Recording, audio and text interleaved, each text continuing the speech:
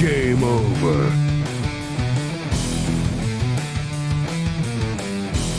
Fuck! What the fuck?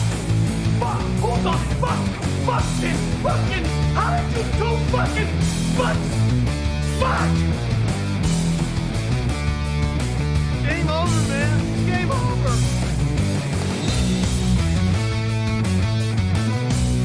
Wait a minute. There's things here. There's trees. There's rocks. There's birds. There's falls. Come on. We'll bless them all until we get versticken. Join me.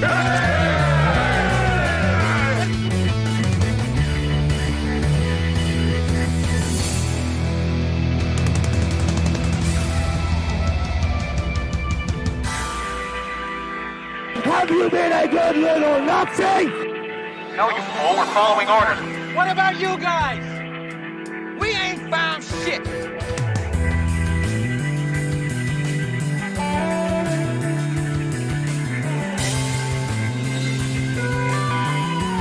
Johnny, what do you know about illegal narcotics?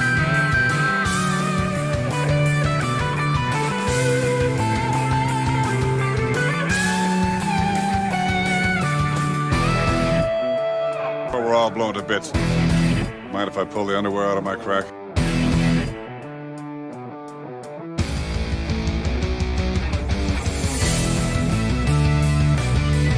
She's gone from suck to blow.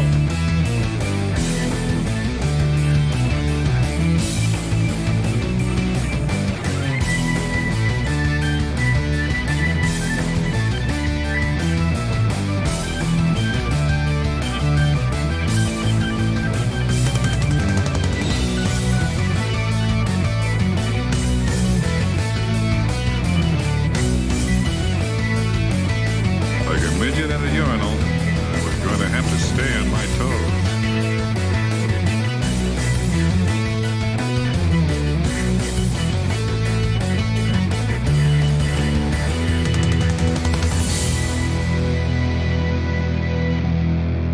Holy shit! Hey, everybody, we're doing a show. Hey. So I just want to say thank you all for being here. We're going to kick off this show momentarily, get everything going. I have been losing my shit. I think I misplaced my checkbook. And, you know, when you're thinking, like, where the hell did it go? Where the hell's my stuff? So now I can't fucking calm down about it. I'm freaking out over something I can't control. And where's hey, come on. Jesus. Was that, did we need that? Did we? We're going to attempt to record while we do the show one more time. We're going to see if this works this way and doesn't, you know, kick us in the dick like it did before. Thank you very much, Wilmer, for the 25 bits. Thank you all very much for the support. Very grateful for everything you do for the show. It means a lot. And I'm gonna stutter like a muttering potted prick. Thank you, Joe Burger, 250 channel points. Appreciate the interaction. I gotta load my YouTube thing. I have a really huge. Oh no, I can just do it that way. Hey. Oh no, I can just do it that way. Hey, and now the lag thing is gone.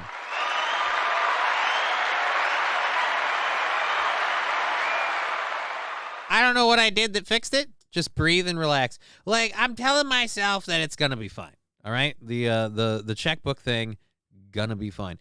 Ooh, we've got an Instagram thing from Fanatical Bucks fan. Let's see what this is.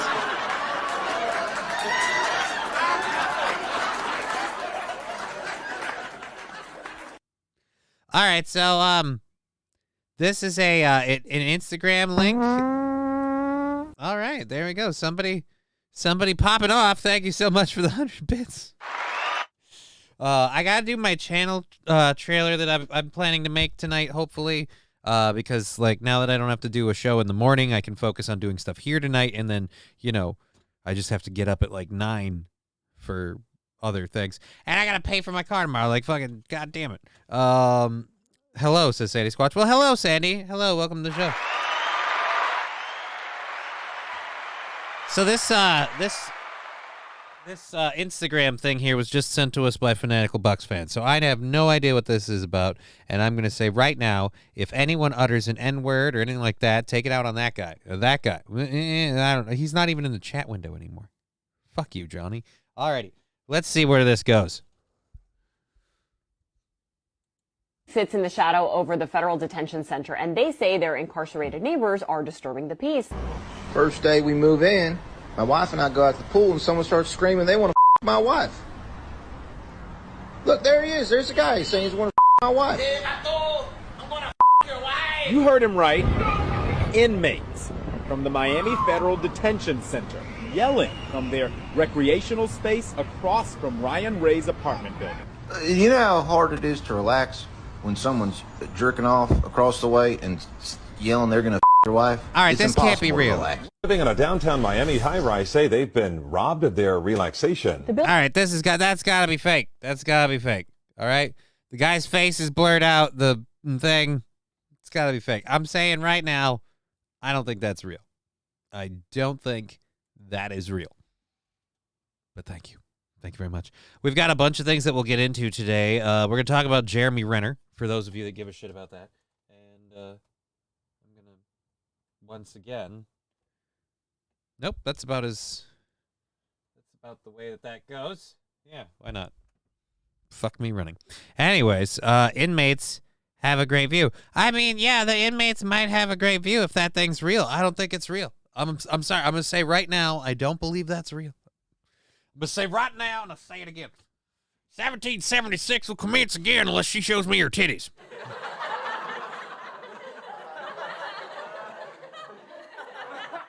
All right. Well, anyways, fuck me running. Let's switch back to that, and let's go ahead and get our stories lit up. We're going to catch up with old Greta Thunberg. I know a lot of people are worried about Greta. Like, hey, how's old... How's old Greta doing? Home management. See, now, Fanatical Bucks fan, I'm gonna have to say if I go to this one after I get done loading these stories, and it's not amazing, we might have to call it quits on the whole thing. Oh, of course. The weeds are coming. Hey, lucky weeds. Tell that milkweed to stop jerking it. Oh, that sound effect just...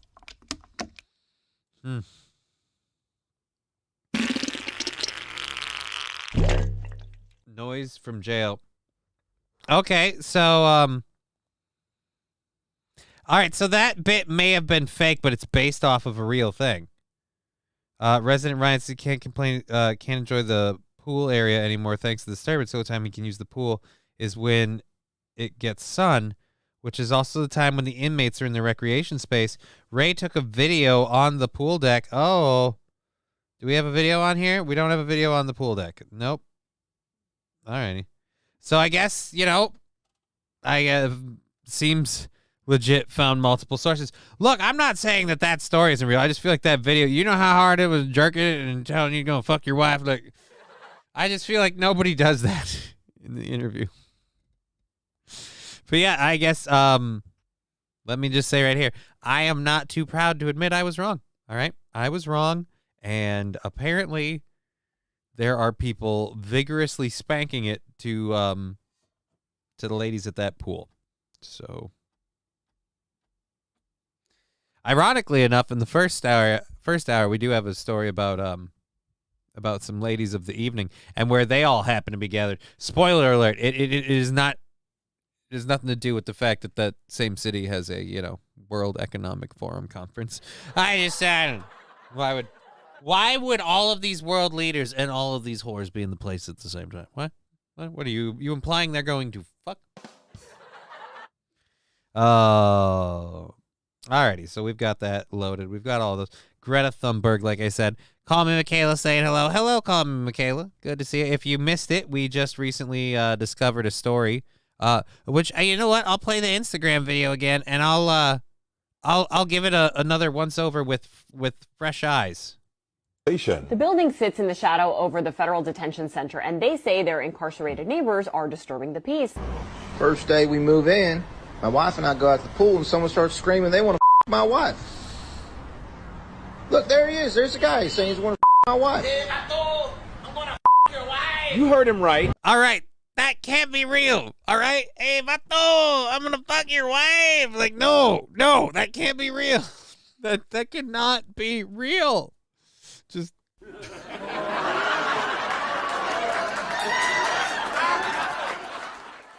Trucker 18 Leader saying, what up? What up? Nothing, man. I'm going to be taking this for a sound clip later, though. Inmates from the Miami Federal Detention Center yelling from their recreational space across from Ryan Ray's apartment building. You know how hard it is to relax when someone's jerking off across the way and yelling they're going to your wife? It's impossible to relax. Again, I think this video is fake. I think the story it's based off of is real. I think they made that guy up. Hi, all, says David Chandler. Hey, David, how you doing? Good to see you, buddy. David Chandler, big supporter of the show. You'd all be dead now if it wasn't my David. But yeah, I guarantee you that is fake. The dude, the Hey Vato guy and Downtown this guy. Miami high-rise say they've been robbed of their relaxation. The building sits in the shadow over the federal detention center, and they say their incarcerated neighbors are disturbing I'm doing the this peace. for the sound drop. First day we move in, my wife and I go out to the pool and someone starts screaming they want to my wife. Look, there he is. There's the guy. He's saying he's want to my wife. I'm gonna your wife. You heard him right. I'm gonna your wife. It's again. It's not real. That can't be real. LOL. What to walk in on? Oh yeah. I mean, who doesn't want to walk in on someone trying to your wife? You know. I mean, I can't. Just for one day, can I not have to deal with people complaining about everyone wanting to fuck their wife? Like, I'm starting to feel a little jealous. One, I don't have a wife. And two, no one's trying to fuck her. Like, let alone me. Isn't that a compliment? I mean, is it? Is it a compliment? Hey, man, everyone wants to F your wife. Like, is that a compliment or is that something to be alarmed about? I don't know. How complimented can you feel? It's like everyone's like, I don't really care about you. But your wife I'll take. Come on. What are we doing? It's overrated, says Toastmaster. The hot wife or everyone wanting to F your wife? I feel like either way, that's probably overrated. I think my husband would be proud to know others want me. Oh. See, before you added that second part, it was like, I think my husband would really want to know others plow me regularly. It's a quick way to a black eye. And that's only if I have to tell her twice. Now, I don't mean to brag, but let's say Daddy's pimp hand stays strong. So, Jesus Christ. Oh, buck me running. But yeah, I don't know. LOL, my bad. I hit enter too soon. I get it. Yeah, you're excited. You're boiling over with with all them female hormones. 'Cause you crazy ladies can't just hold down. You're like you're vibrating, you're twitching, you're shaking. You need a dick.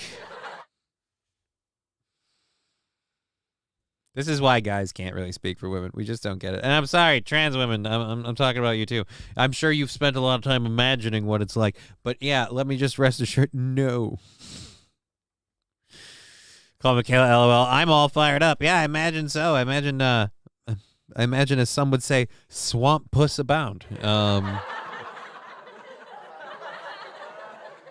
Anyways, so our next story is about our good old friend Greta Thunberg. So prepare for those moisture. Slushy, cheer 100. Thank you, Ball Steve.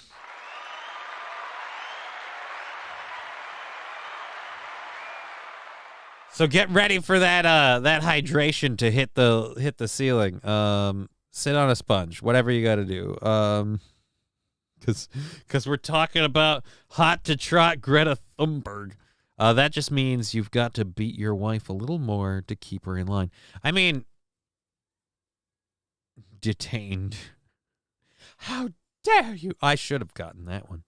I've got to get those other two ready. The guy with the... Yeah. Anyhow. Hi. Am I easily distracted? Squirrel! Squirrel! Anyways. So, Greta Thunberg was detained by police in Germany at a coal mine protest. I mean, I've never seen someone so happy to be so useless. Like, I mean, what did you actually accomplish here? Nothing that you did will matter. You got some attention for yourself, but hey, at least you got to be a meaningless virtue signal for the cause. All right. To you, oh, we have an ad. Elevator. Here goes nothing. To you, this is just a stupid commercial. But to the rest of the world, it's a really stupid commercial, which is why we're not going to make you watch it.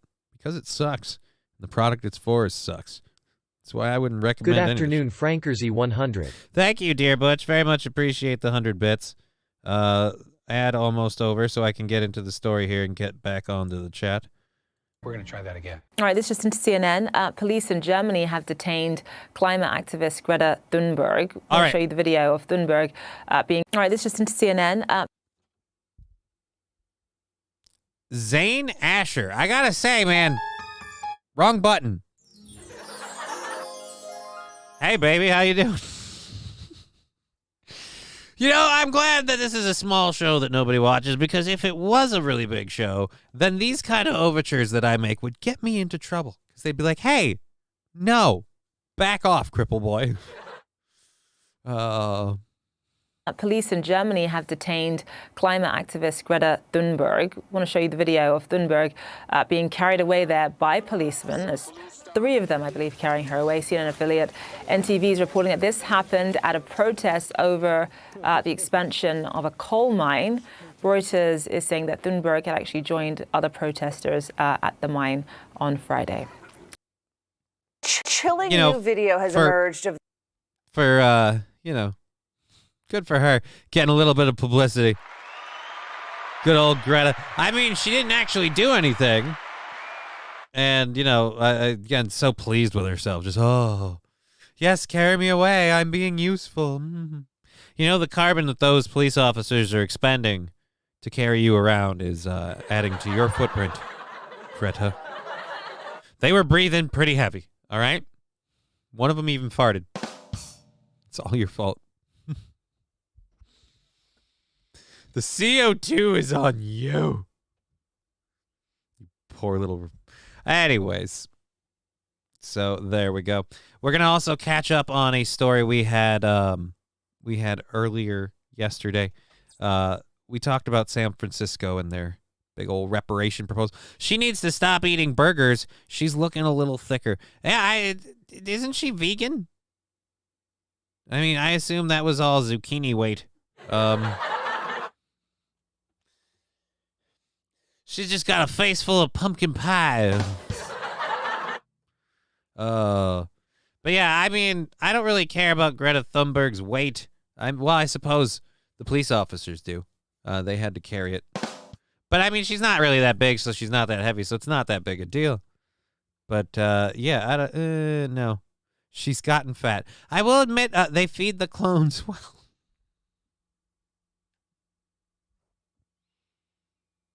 This is how I know Greta Thunberg isn't a clone. Because if they were going to make clones of her... Thank you for the Bite Me sticker and the 100 bits. Thank you for the Yeet sticker and the 100 bits. Very much appreciate that, Balls Deep. Thank you for the support. Last time I checked, we don't have a whole lot of songs that feature the cowbell. I gotta have more cowbell, baby. Here comes a train, a busy little train, rushing up and down on the daisy line. Mummies and daddies, the grandpas and the grannies, everyone's aboard on the 809. Here comes a train, and here comes driver 10 too. Wah-hey! Here it comes, here it comes. Here comes the train today. Here comes the train! All right, well, so that's a hype train. We're going to kick that off, I guess. 56% of the way through level 1. We'll start loading some videos. We've got 3 different videos ready to go for you today. Loaded for bear, because that's, like, what we could find. Alrighty. Oh, shit, all 3 of them are shorts. Fuck. That's not good. I should have found something longer.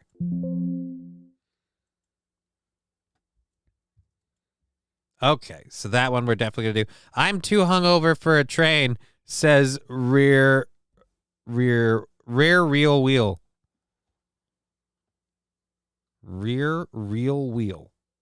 I'm too hungover for a train. Well, you know, you just hang out. You know, maybe if you want to gift a sub or something cool, if you want to support the channel directly, we can put our PayPal stuff in the chat. But it's you know, it's all right, man. If you're a little burnt out, I get it. It's it's been a long weekend. Gotta celebrate Martin Luther King Day some way. You know, like I mean, I'm not one to go out and party on MLK Day, but that is only because I'm white and I'm lame. Alrighty, so we've got the first short video loaded. We got to get the second one up there. And derp. All right, so these short videos are a collection of different videos that I found that are mildly entertaining to me. The first one is one that I've like a follow-up, you know, on one that I've seen before. And then the other 2 are just shit, I'm broke as well. Well, I mean, man, you know, life happens. Just, you get those channel points, use those to, you know, interact with the show, and, you know, you do you, homie. Just, grow the show. Comment in the chat. That's all we need. Thank you for the 50 bits and the bubbler. I've got to get those new sound drops put together. I got too much work to do now with the show on the Tuesdays. It just burns into me. Lab Glass just came in with 100 bits on a sticker, and now it's a sticker party, so feel free to go nuts with that. 2 minutes left in level 1 of the hype train. 3, 2, 1, do that controlled burn thing.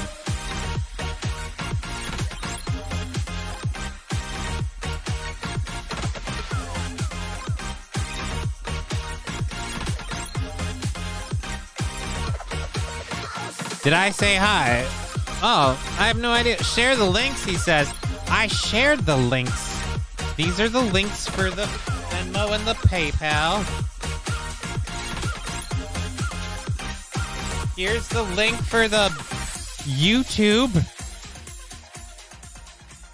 If you want to watch it on YouTube. Every damn time. Yeah, Lab Glass brings the party every time. 66% of the way through level 1 of this hype train. We got a minute left. If you want to get in on it, now would be the time. We'll go through a couple of videos, 1 or 2 of them at least. Maybe if we get into the next level, we'll do all 3, I guess, because they're short. Oh, Jesus. Brennan, you've got a beautiful cock. You got a beautiful cock, baby. Oh, God. 73%. 1 minute left. Oh, Jesus. Thank you for the 125 bits.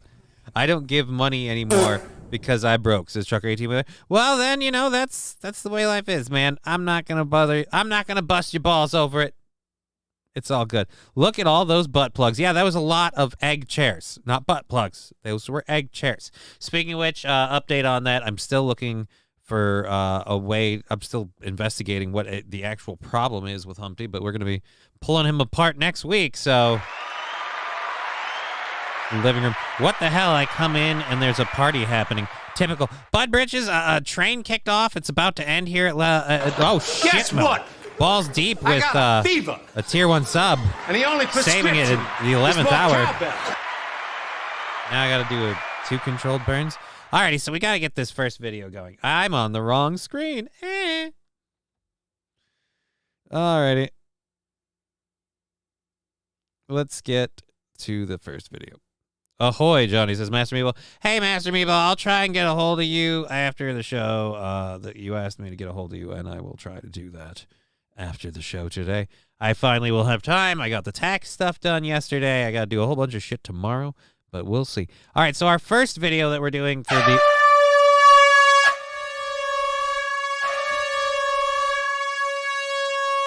Maybe just wait for that tinnitus to go down for everybody. Thank you, Biden crime family with the 100 bits. Very much appreciate Cheer this 100. Thank you so much. Really great.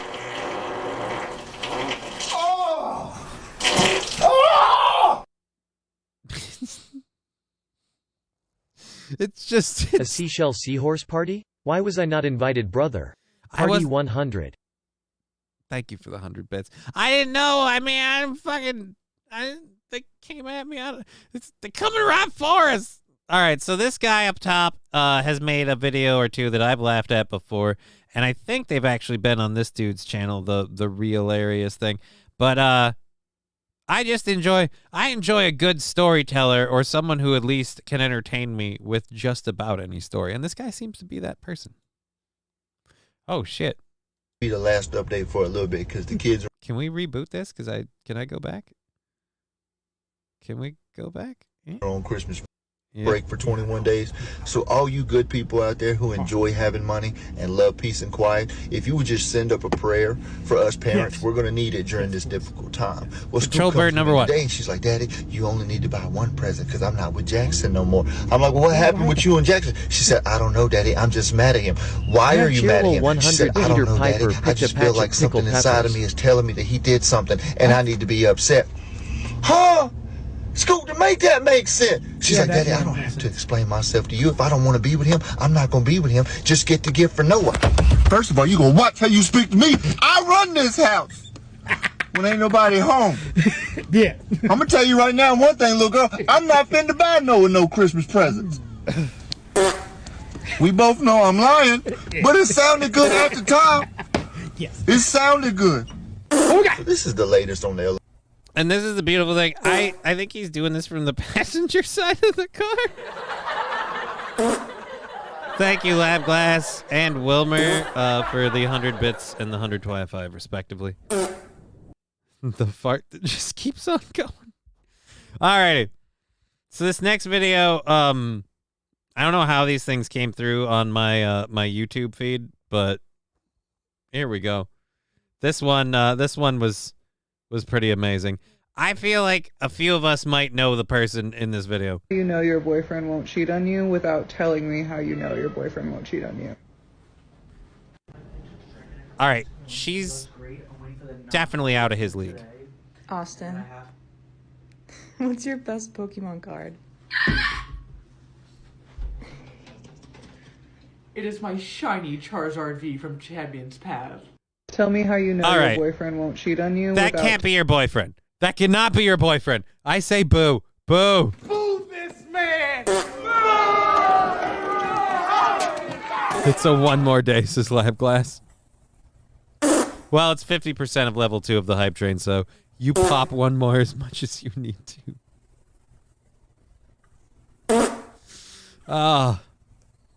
Just... Nope. I guess we're still going. Serious show. This is a serious show. It wasn't even locked up. What wasn't even locked up? Oh, fake. You're saying that the card's fake? I don't know.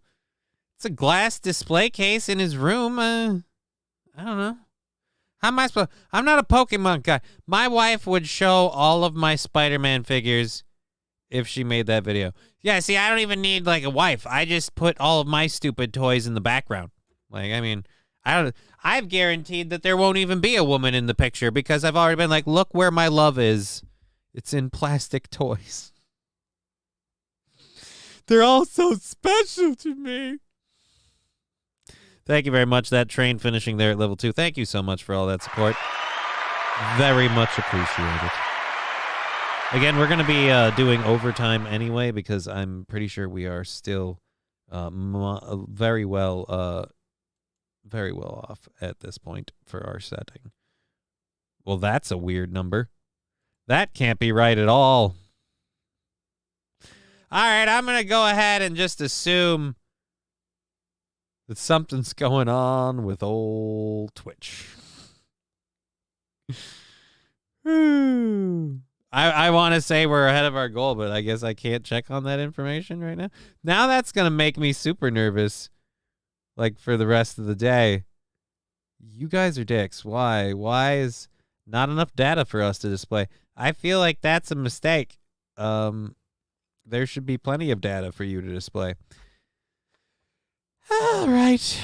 Life is just kicking me in the balls. Alrighty, so we got that second video out of the way. We've got a third one here. And I have a second controlled burn to do in honor of our hype train. And we'll do both of those things. So this last video, this one I find just amazing. So ladies, take notes. Oh, are we? Nope, we're not on the. Oh, nope. My husband says he's upset with me because, in his words, sweetie, you need to stop spending so much money on DoorDash. Yeah, so right off the bat, I can tell how small-minded you are and how little you actually understand money or the economy or taxes. But let's give you the benefit of the doubt. It sounds like you have an income problem, not that I have a spending problem. No, benefit of the doubt completely lost. She's an idiot. Nope, I tried to give her the benefit of the doubt. Didn't work. She has no idea how money works. So I took his credit card that we share, and I booked a vacation for my daughter Richard and I. This is hands down the most selfish and entitled thing I've probably ever witnessed. What if you asked your husband to stop messaging other girls because it was affecting your relationship, and so he just went out and fucked one instead? You are absolutely selfish, and I feel so sorry for your husband. Oh, wait. No, I cut her off early. And sis, send him my way so I can show him how he deserves to be treated, minus baby trapping him. My husband says he's upset with me because in his... Alrighty. That was just fun for me. Hi, Fallen the Great. Yeah, K Fallen. How you doing, everybody? We just had a crazy little hype train there. Thank you very much.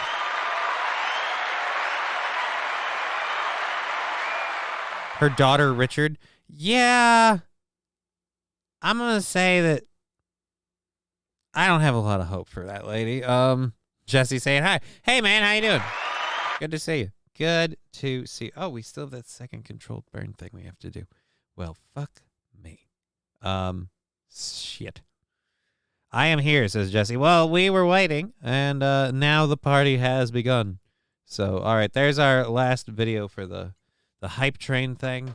So we did that. We got that going and out of the way. That was cool. No. What are you doing? And let's just delete those because we've got them already. And I think, oh, no, we're on our first hour stories. That's right. I would think by now you'd know how to do a show, you chud. All righty.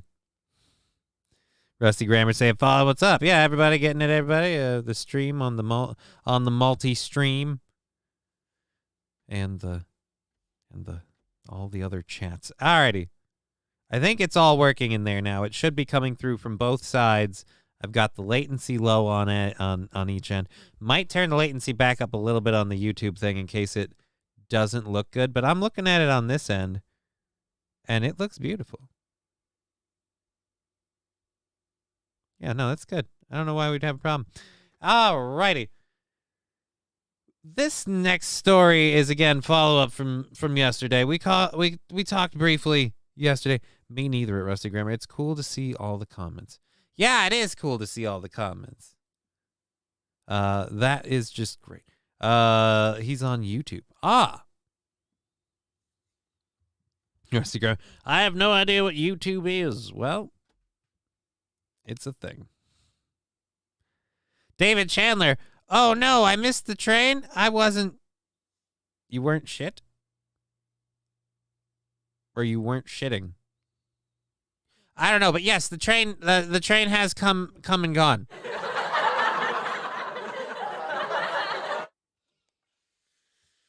Oops. I mean, it started out strong. We got like halfway through level 2, and then we were like, and then, It just wasn't the same. You'd all be dead now if it wasn't my David. So we're like, why are we here? Alrighty, shitting you. Oh.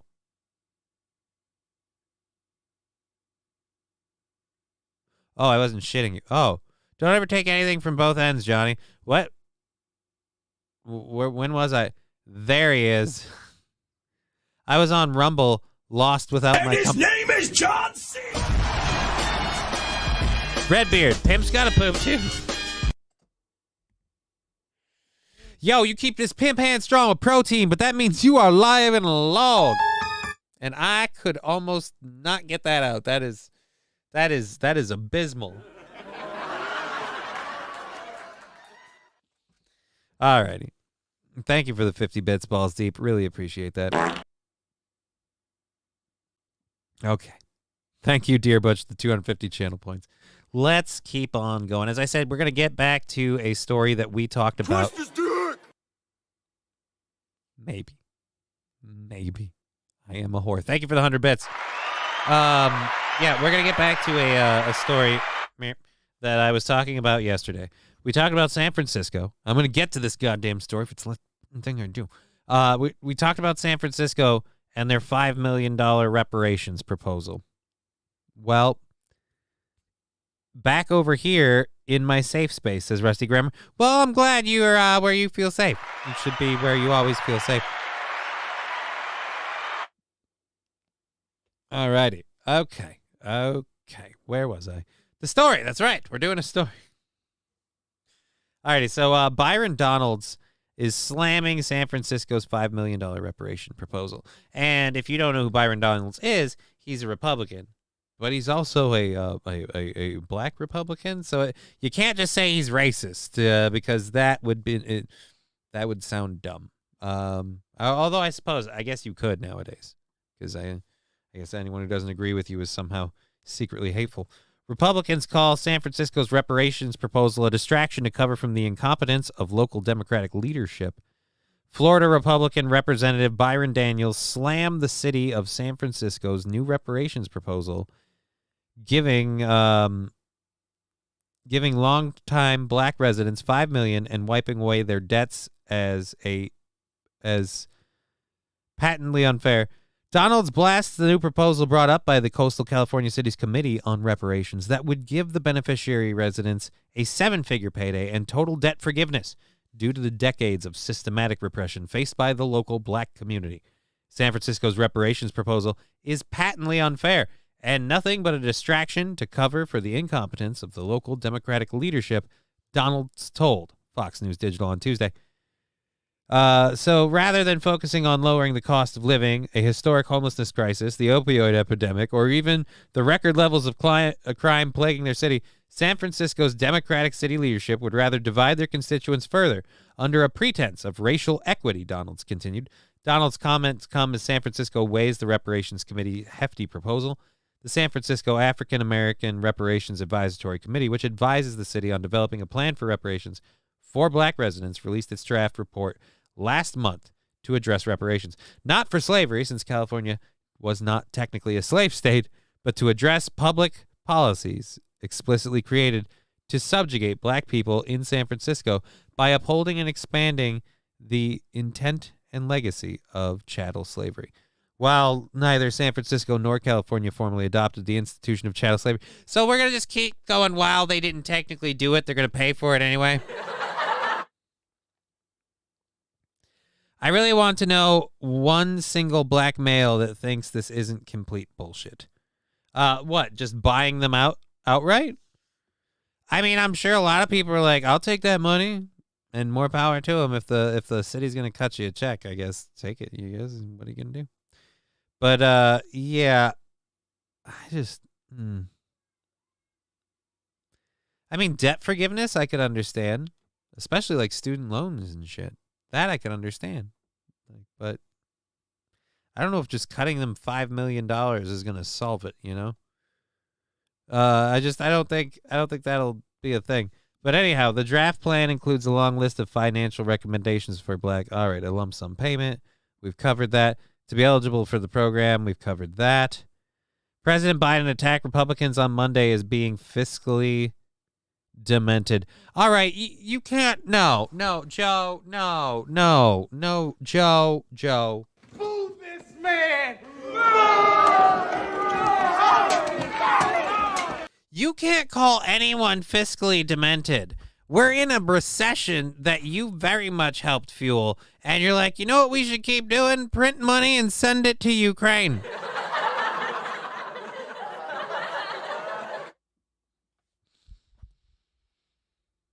Fiscally demented. Look, you can say that you don't agree with their stance. I'm fine with that. But they're simply saying that this is a distraction to policies and practices that are failing the city and the state. And your response is, well, these people are fiscally demented. Why? Because they don't want to spend that much money? That's not demented. That's called fiscally conservative. Could you maybe exercise a tad bit of that restraint, old Joe? Oops, I meant we do at Claw is my name. Oh, wait, what? Who? What? I wonder what those reparation advisors make and who compensates them.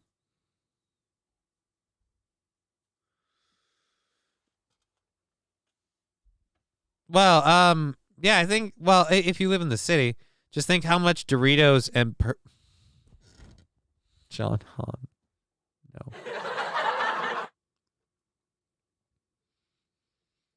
Why would you say that?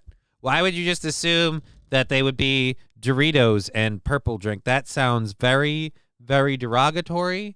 I mean, Takis,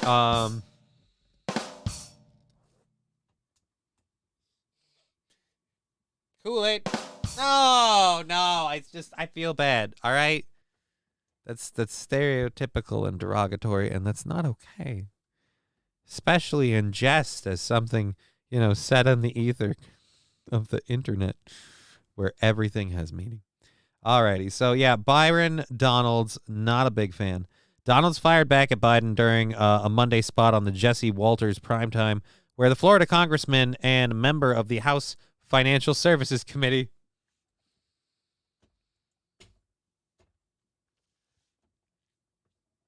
So you're going to call us fiscally demented. Hi, guy in charge of the purse strings. You're dumb. Your move, sir. Oh. How so? Purple drink is... I've been following a guy on YouTube for 3 years with the initials JG. He's my favorite person on here, second to Johnny, of course, who says that most black Americans are thinking. They're thinking. Okay. I have no idea where that goes. What's up, everybody? Says Brown Candy. I hear they can't even find... Oh. They can't find milk in the city? That's bad. That's like, seriously. But, if you guys all have $5,000, it'll all come back. Balls deep. Shout out to Jericho Green. All right, Jericho Green. I guess something I should look into. I'm going to just go ahead and throw that name on the old prep sheet list because, it just kind of popped in there. I feel like maybe that's relevant. Jericho Green. Jericho Green. There we go. I'll be sure to look into that later. Thank you. Rusty Grammar saying, fuck, I got cred to burn, LOL, says Paul Steep. David Chandler, how's it hanging today? He's doing all right. I think did we recently reveal he took a deuce? I don't know. Shit's going down. Donald's fired back on Monday. Look, everybody knows that during the COVID-19 pandemic, the federal government spent more money than it ever had to try to keep our economy and, better yet, the lives of the American people afloat, Donald said. Now that COVID is gone, we're actually regressing in terms of spending. That's a good thing, the Florida congressman continued. For him to take credit for it makes no sense at all because he's the one who plussed up spending across the board and actually fights for returning to spending levels pre-COVID, which is, frankly, where we should be going. I mean, so for him to make a statement like that is because what he wants to do is keep all of the items he has ratcheted up spending in.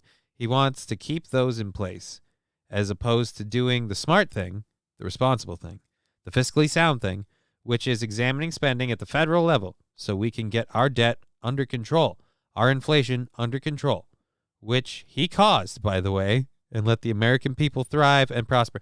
I mean, let's be fair. He caused it. The Trump administration caused it. I'd say the Trump administration got a lot of it rolling, and then like Biden took that snowball and then like peed on it and rolled it down a hill. And it's been building ever since. Just a giant yellow snowball. I got wet a few minutes ago, though. Sometimes I feel like I don't need to be part of these conversations. We can just keep doing the story thing. That's what we can do. You know, just keep it rolling. Hashtag droopy. Oh. My mouth is so dry. Oh, sad panda. Oh, nobody wants to support me. Oh. All right. I didn't mean that as a thing. I was just doing a droopy impression. Sorry. I feel like we all lost for that one. Everybody lost. Okay. So this next one, we got a video of a man trying to grab a barista through a drive-through window in a kidnapping attempt, police say.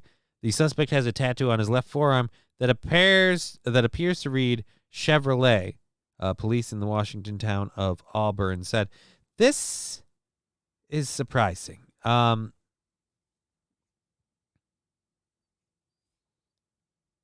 Why would you try to abduct a barista from the job? Like, I feel like the manager would notice she's missing. You know, like, wait a minute.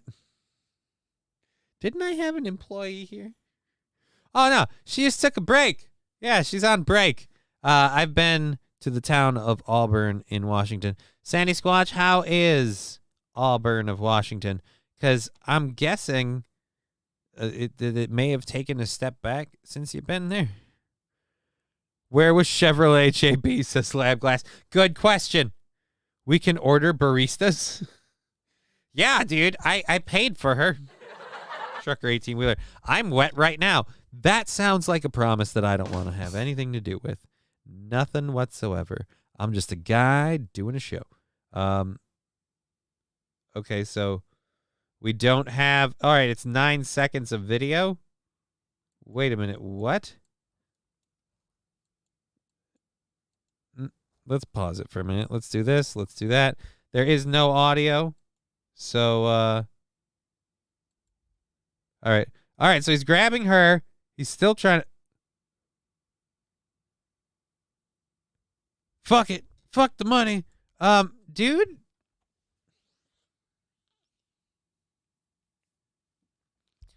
Did you almost consider going back for the drink you bought?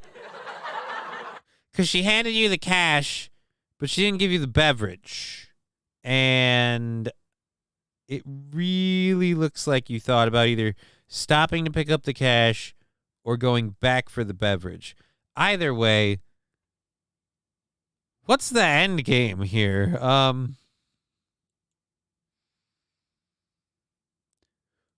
What the...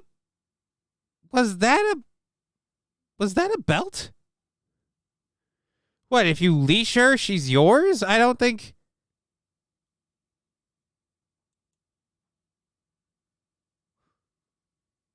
That guy's got to be on drugs. Motherfucker was body snatching. Imagine it's gone downhill. It was 1993 when I was there. All right. Kidnapping is not surprising, but they need to grab you while you have your ATM card, says Atomic Citizen. Well, let's not give them too many pointers. He didn't even put it in park. Yeah, a zip tie? I don't know if that's a zip tie. It looks more like a purse like string or something. I don't know. Hold on. Yeah, that looks... I don't even know what the heck that is. That's weird. Because it sticks to the frame of the base. Again, what the heck are you going for here, homie?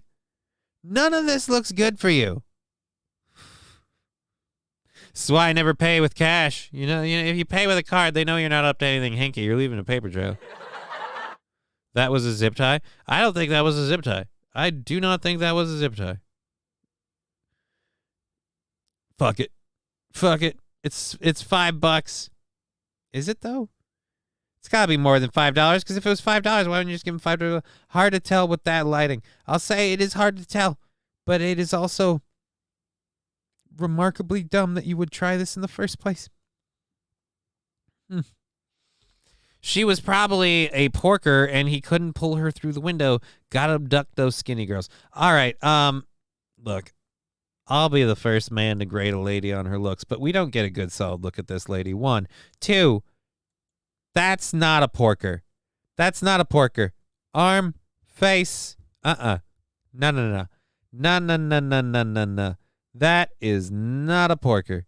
That is, at best, generously edged in the midsection.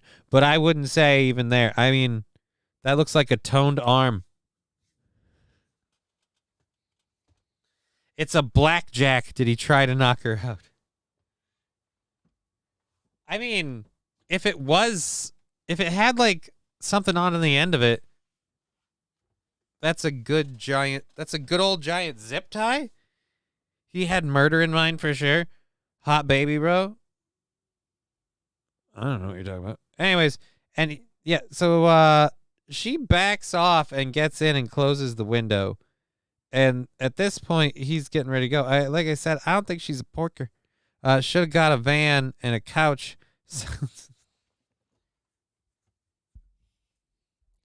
Are you about a size 14? In order to get victims, you gotta lie and trick them, so I stick my arm inside a sling. Oh, the musical version. Anyways. Well, then.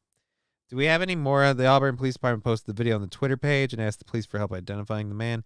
In the footage, the man grabs the woman's arm as she hands him what appears to be money. Police said the man, attempting to drag the victim through the window, used a loop zip tie device. You guys were right. Using a looped zip tie device. The woman yanked her arm back and the man drove off in a pickup truck. The suspect has a tattoo. We covered that part. Lots of people have tattoos. Not all of us are out there to get bills on the ground. Yeah, like she gets that money, right? Like she gets that money. She earned it.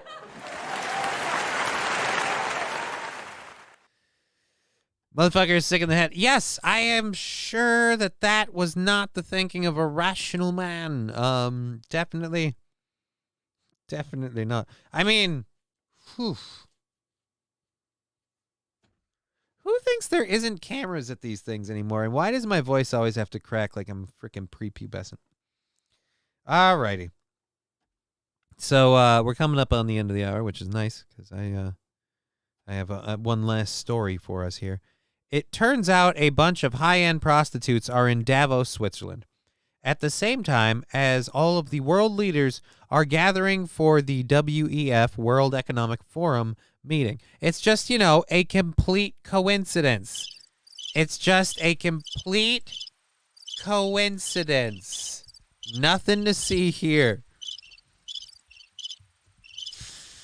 Oh, fuck me. Yeah, Amazon has large zip ties. Just placed an order, Michaela. Where you live again? Not creeping. License plate? I don't know. I don't think we get a good look at his license plate. That is why my hooker rescheduled me, says Fanatical Bucks fan. You joke, sir. You joke. But this is a story from Not the Bee. And it has been said that politics is the second oldest profession. I have learned that it bears a striking resemblance to the first. Okay, I don't know what that's all about. Prostitutes gather in Davos for annual meeting of global elite where demand for sex services rockets during economic summit. Again, you got to give it up to these people, But are those hookers vaxxed? Exactly, Fanatical Bucks fan. Are the hookers vaxxed? Are the condoms vaxxed? Are they wearing condoms? All right. So, prostitutes report a surge in business during the annual gathering of leaders. Yeah, imagine that. The global elite tracking down the world's greatest problems, including gender inequality at Davos Summit, are fueling a surge in prostitution in the Swiss resort town. Demand for sex work skyrockets each year at the meeting of world leaders and business tycoons who jet in from all around the world to rub shoulders with one another. Well, apparently they're also rubbing privates. Clits and dicks are also getting hit, people. Clits and dicks. These are the leaders who want you to live in a pod eating bugs with no possessions. Well, yeah, I mean, why would we need possessions if they have them all? Mr. Master Meatball. So you're saying business is up. Business isn't the only thing that's up. The leaders happen to be up too. Well, at least in their polls. Monkeypox incoming. Coming being the lucrative word there. Breaking news, the highest amount of hooker deaths reported in Switzerland. Yeah, and they were all suicides. So here's a list of the congressmen and business leaders from the World Forum. All right. Escorts are booked into the same hotels as high-powered bosses and their employees during the 5-day summit, which started on January 16th.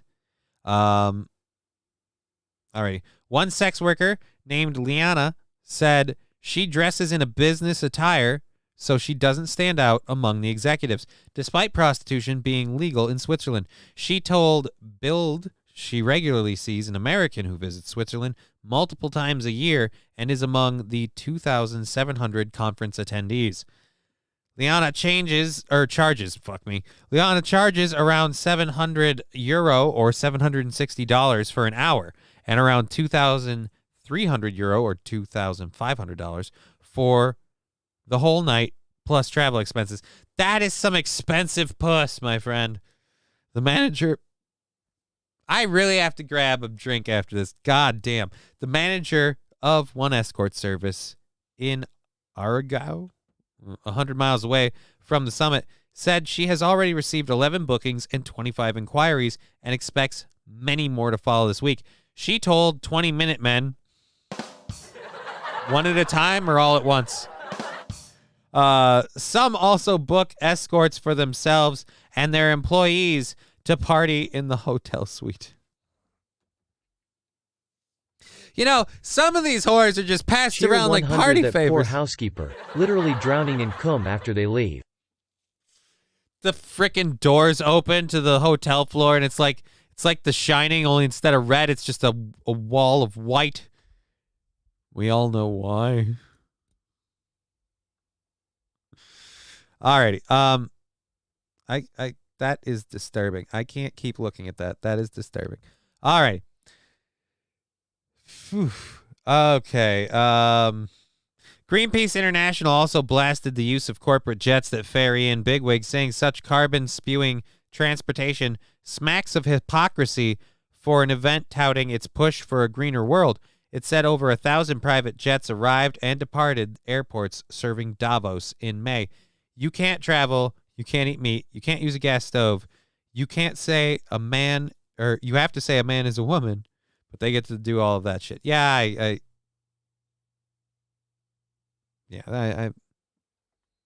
that's just mean. Lab glass. Walk into the room and your shoes come off, being stuck to the floor.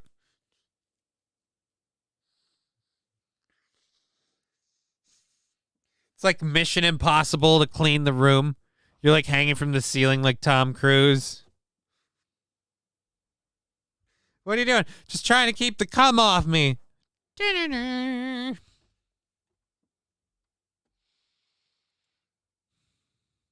Like tar.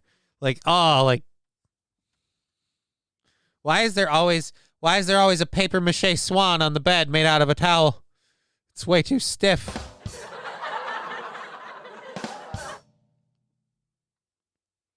Come on, how hard can it be? Could you get it all in the hooker? I mean, just. Do escorts role play? My sister refuses to role play as someone else. I'm assuming you meant role play, Saint Aaron, and that's just disturbing, sir. 20 one-minute men. That's half the audience.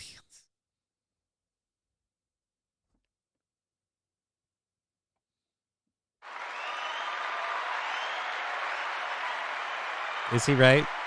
Yeah, he's right. He's right. Yeah, screw me. So I'm going to like the YouTube thing. Why not? Black lights, anyone? Dude, black lights, you'd go blind. Forget Jackson Pollock. The whole place would glow like the afterlife.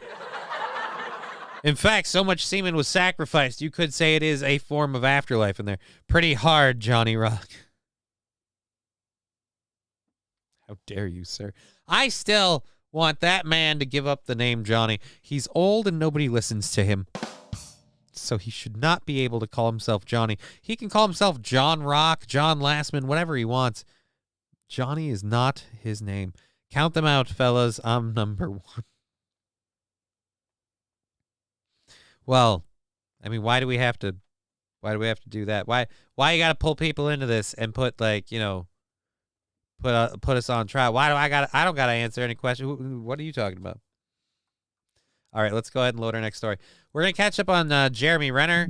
If you didn't, I got to pull that audio down. Sorry. Oh yeah, I got a black light that can reveal a lot. Yeah, it can reveal a lot.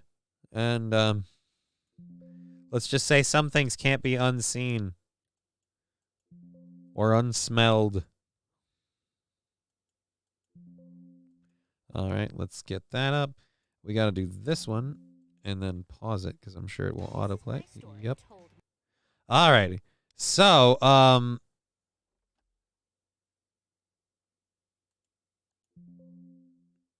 right. We got we got an interesting story about Velma, and so we're going to be getting into that. Idea, glow-in-the-dark lube. I mean, isn't that already a thing? Joke's on you. I rounded up to get to a minute.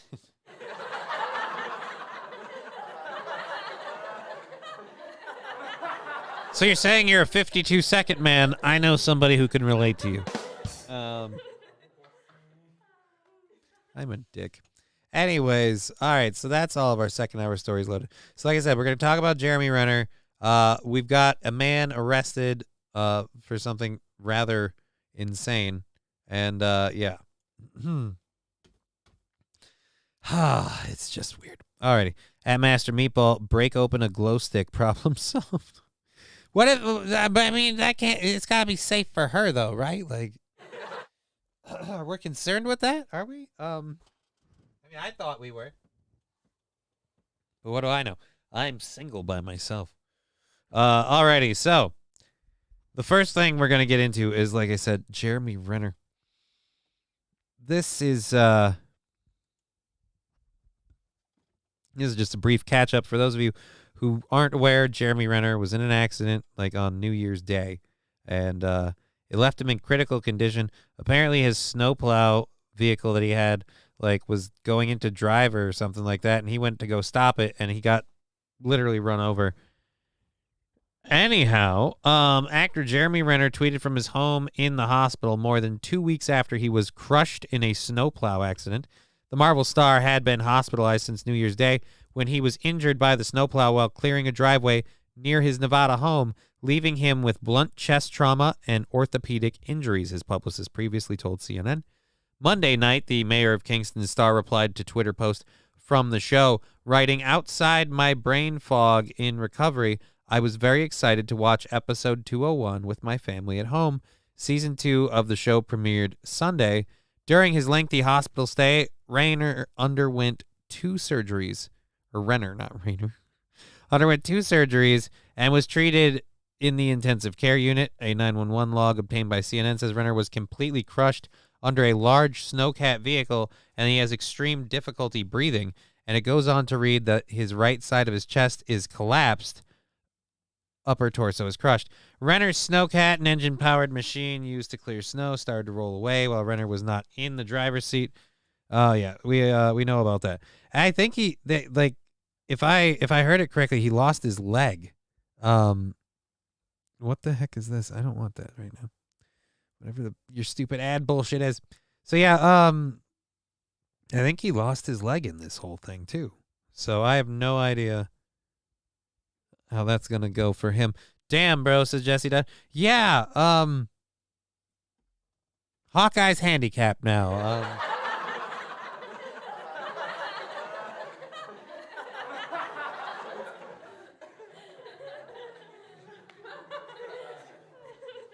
Call Michaela, wow, lost his leg. I'm going to look into that right now because I read that before, but that wasn't in this story. I assumed it would be. So let's check. Jeremy. Oh, I can't spell for my life. Jeremy Renner leg. Yeah. Jeremy Renner leg. Oh, right. Jeremy Renner snowplow injuries. All right. Jeremy Renner losing his leg, retiring from acting, and more. Oh. There's been a lot of talk in regards to Jeremy. Alrighty, so this is from Comic Book Cast 2. This is from a day ago. I have no idea. Jeremy Renner and the accident that unfortunately hurt the actor very bad. We've learned more details, official and many unofficial, because of the buzz out there by trades and news outlets. What is known is that he's recovering, but it's going to be a long recovery and a tough one.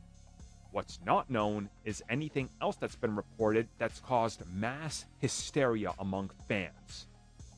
And I am absolutely disappointed by anybody who decided that this is how they're going to spend their weekend when most of the big websites and people are not doing anything to respond to it, which is exactly why I didn't make a video over the weekend, because I didn't want to be pissed the entire weekend. So, pardon me. Let's get into it. Alrighty. Can we just get to the leg part? A bunch of our comments, people in our group, messages were sent. People were like, talk about this. You got to talk about this. Look, why aren't you talking about this? So, like, what's up with it? And I was like, oh my God, what is going on? Like, it just exploded everywhere. And I started looking at it, and it's like, okay, I looked it up. It was 3 days ago. His leg will never recover. Jeremy Renner's leg going to be amputated following deadly snowplow accident. And then after that, I scrolled up. There's 1, 2, 3, 4, 5, 6, So, 7. all right, this is just this guy bitching about the internet. All right, so can we get some sort of actual proof of the leg thing? Jeremy Renner snowplow incident. More news. Jeremy Renner suffered, in which he was airlifted soon after.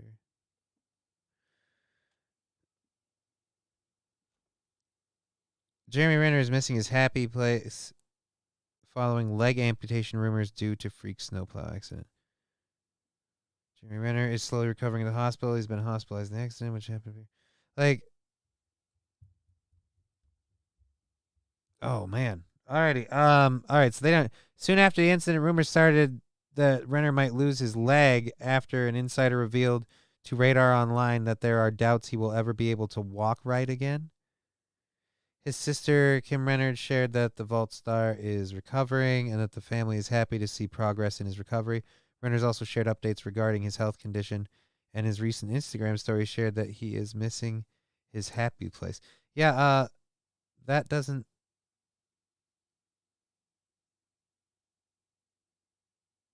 Missing my happy place. Yeah, again, where is there information about the leg thing?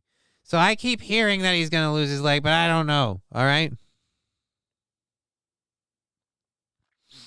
Saint Aran. Don't worry, Tony Stark will build him a new leg. Oh. Oh. I'm sorry.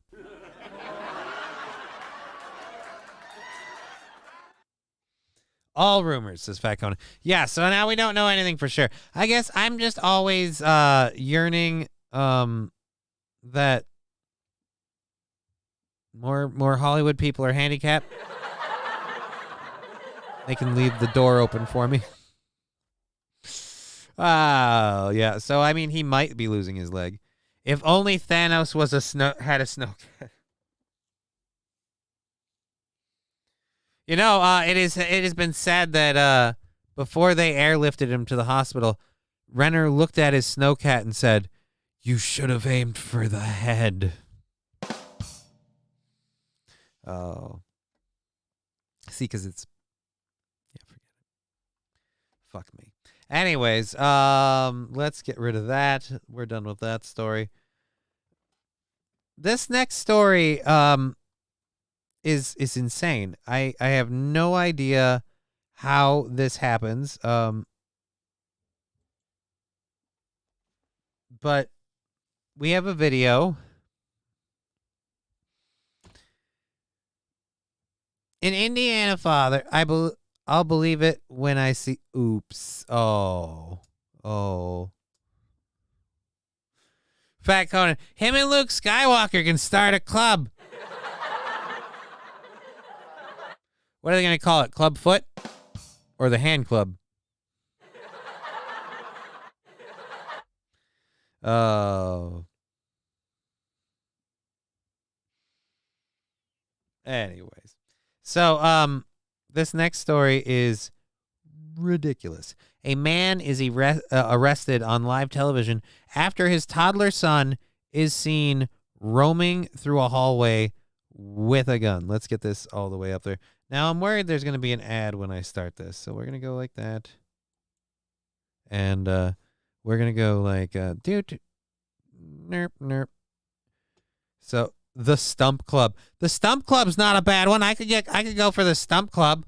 I mean, I don't know that anyone else could, you know. Scarlett Johansson was driving the snowplow. Revenge for Endgame. I mean, Jeremy probably did get paid more than she did. I mean, I can understand why she'd do it. She was out. Her contract was done. The kid was just getting ready for first grade. Yeah, man. Babies in the hood, no, you can't go unless you're strapped. All right? Alrighty. Please don't be an ad. Now to the disturbing video of a toddler waving around a loaded gun inside an Indiana apartment complex. The scene and arrest of the child's father played out on live TV during a reality show following police on patrol in the area. NBC News correspondent Maggie Vespa has more. Another disturbing example of young children carrying deadly firepower. This time, shocking video of a toddler wielding a gun in Indiana. A neighbor's Ring camera capturing the young boy waving what appears to be a gun and pulling the trigger multiple times. Before he walks back into his apartment saying, "Mommy." The heart-stopping scare playing out on Real's show On Patrol Live, a reality program following police when they were called to the scene. Officers at one point asking the child where he put the weapon. Hey, where'd you put down that toy? Then searching for the gun. Patrol Beach Road 36, you're in a firearm for me. The police incident report later confirming it was loaded. Officers arrested the child's father, Shane Osborne, for neglect of a dependent. NBC Why does the News fire reached extinguisher out to have a Osborne. welcome mat? So far, no response. In the video, he said the gun wasn't his. I've never brought a gun in this house. Something police have not confirmed. This just the latest incident of a minor brandishing a firearm, happening only days after a Virginia 6-year-old shot his teacher on school grounds. In a virtual town hall, officials say at least one administrator knew the student may have had a weapon on him and searched his backpack, but didn't prevent the shooting. According to police, the gun was legally purchased by the shooter's mother. They're looking into whether it was properly secured and haven't ruled out charges. The district taking steps to try and ease fears.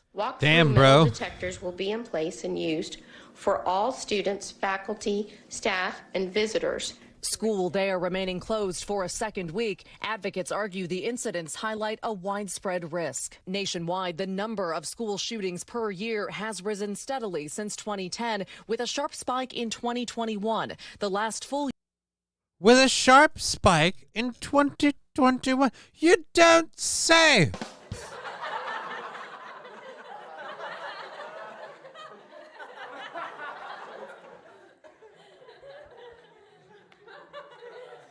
Can't imagine why.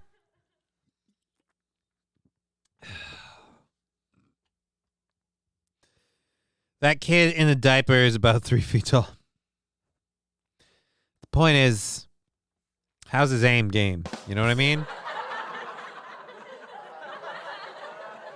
What's his grouping? Okay? Are we talking quarter, nickel, dime? Damn. Year for which data was available. You guys need to be responsible. That fear boiling over at a Kentucky school board meeting. Parents outraged that a 14-year-old who allegedly posted online death threats against classmates and teachers last October is now returning to school. The teen has been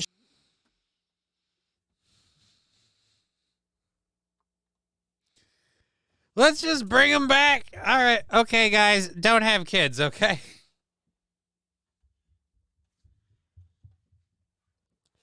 Real wheel. God, that's a weird name. I'm going to get it. Get it. Ooh, excuse me. A bit of the burpees. I had to grab my last Zevia out of the fridge because, good God, I am fucking parched. Oh. Alrighty, 14 years old. That kid is old school compared to these new gangsters. Yeah, I mean, did the kid, like, have the gun in his diaper? Was I wrong on that one? One of Bebe's kids. There's a reference. Indiana man arrested. All right, yeah. Charged with second-degree terroristic threats. The status of those charges is unclear at this time. Just another case in a country struggling to keep schools and kids safe. Maggie Vespa, NBC News. Again, what the heck is your kid doing with a gun? Like, and it's loaded?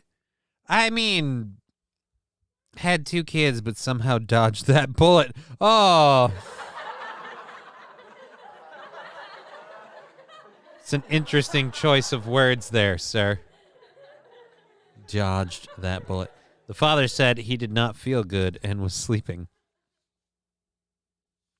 Sandra saying, like Johnny's YouTube channel. Yeah, feel free to like that. We're trying to grow the old tubes of you. Who told you to start playing? Not I.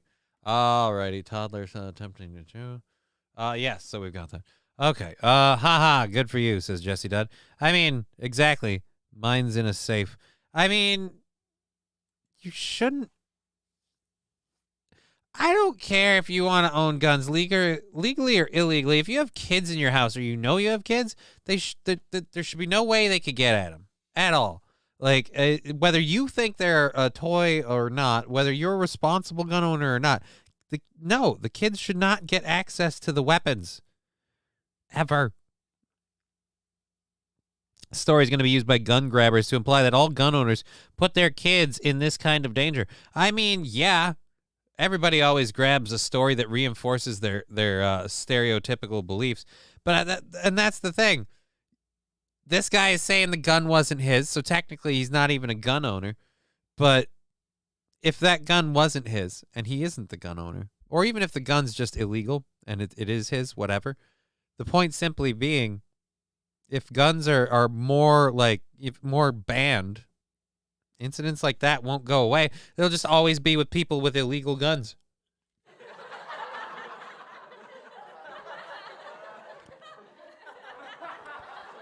Sater in, I have no kids, so I'll use my gun as a nut scratcher. But if I have a kid, it would be locked up. Yeah, dude. Like, I love to use my gun to crack walnuts, but only if it's fully loaded and I'm pointing the barrel at me on the off chance that the walnut doesn't break and instead the gun fires and I die. Congratulations, the nut won. It was his, just not purchased legally. Yeah, that's what I'm guessing. And surprise. Woo. Oh, we're up to 113 subscribers on the old YouTube channel at Just Kidding LLC. 113. 1/10 of the way towards being monetized or whatever, because then that'll be cool. We'll have that as a backup. I've decided I'm not going to try and get partnered on YouTube, I'm not going to try and partner it on Twitch. I'm going to try and get monetized on YouTube. I'm going to start going on Rumble. Just being everywhere. It was, all right, yeah, we got that. Okay. So this next story, TikTok trends are going fucking nuts, man. Bonkers. And this one, I've talked about this one before. Hype. Hype on what? Master Meatball YouTube certified on Grindr.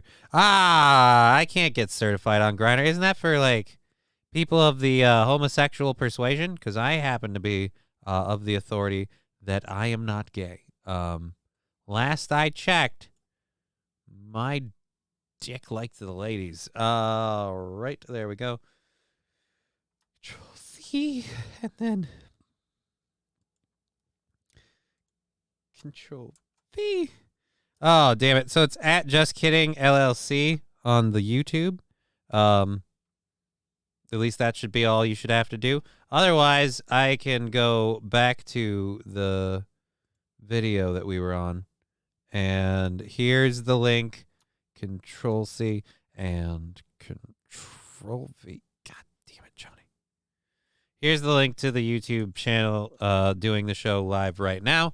And you can do that. Feel free to like the thing. Whatever. It's fun. It's stuff. We're doing stuff. Aww. Thank you for the 100 bits. And the really weird squishy noise. Alrighty. So, moving along. Our next story, like I said, is about a TikTok trend. So we've covered this thing before. One kid doesn't prove you aren't flamboyant. Yeah, but there were a lot of women before the one I had the kid with. So,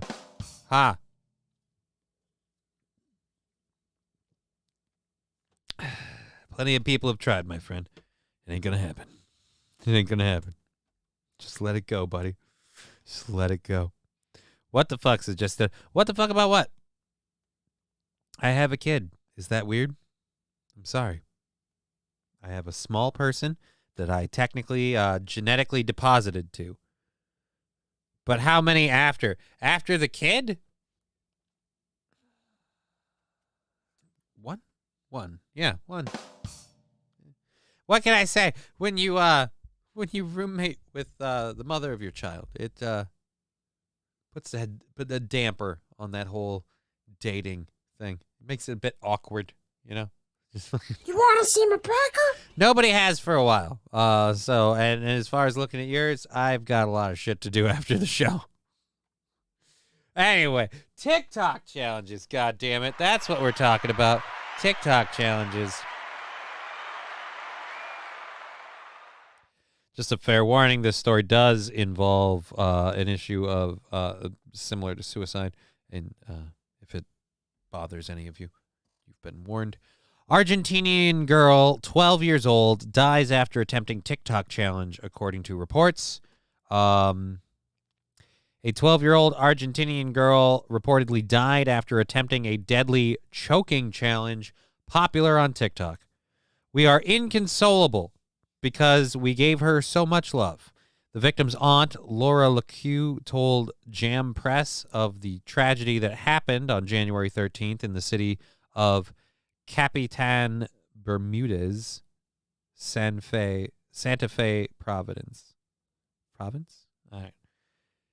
Milagros Soto was found with a rope around her neck when her father arrived home from work on Friday and discovered her lifeless body in her bedroom, according to an autopsy report obtained by an Argentinian newspaper. Reports say she was live streaming the challenge to her school friends at the time of her death.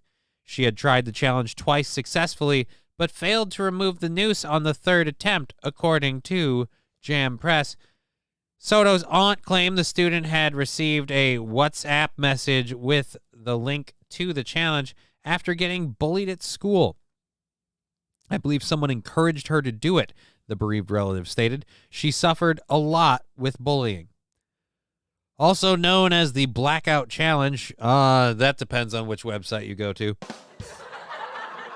The dangerous stunt that encouraged participants to asphyxiate... They can't speak properly. They're stupid.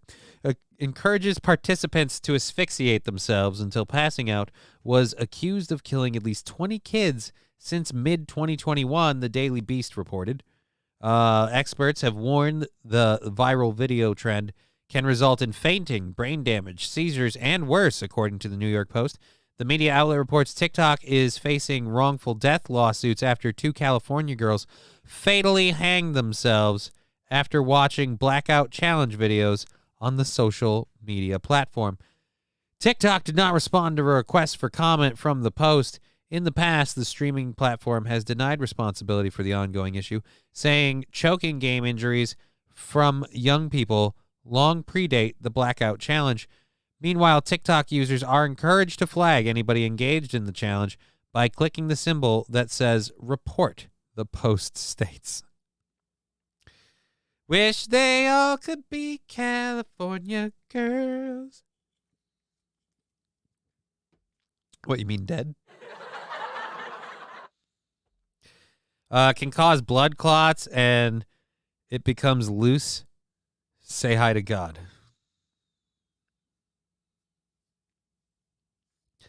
Yeah, it also causes myocarditis. You know? Some swelling, some weird stuff to happen to teenagers. That's what we should just do. Every time, another blackout challenge. He took a hit on the football field and he suffered a blackout challenge. Fail. This is TikTok rearing its ugly head again. Nobody touched him. Yes, that's why he was doing the blackout challenge and he failed. No. I think he had a serious coronary. No. This is clearly self-inflicted. May cause racism and global warming too. I mean, WWE, do it, bro.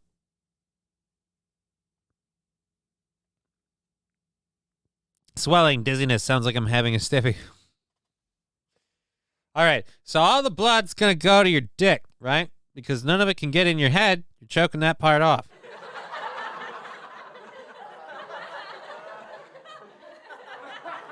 Now, you thought you enjoyed choking your chicken. Imagine how it feels while you're choking your chicken if you're being choked. That's what we call the old David Carradine maneuver. Bet she would have lived if she used her knee. Too soon. Oh. Move this man! You chauvinistic bastard.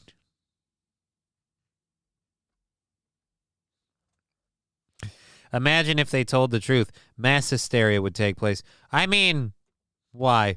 Why would you say such a thing?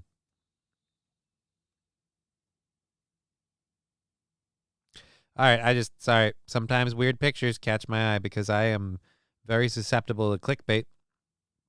I am a clickbaiter. I am the master of click. No, bad joke done poorly. Moving on. Haha, goddamn, bro, you funny. You're welcome. Okay, so our next what the fuck monkeys is this? What if we could see cyber? Oh, it's Gillian Anderson. Is it just me, or is blonde Gillian Anderson like stupid hot? Johnny saw a boobie. Nope, I saw a Scully, actually. I saw a Scully.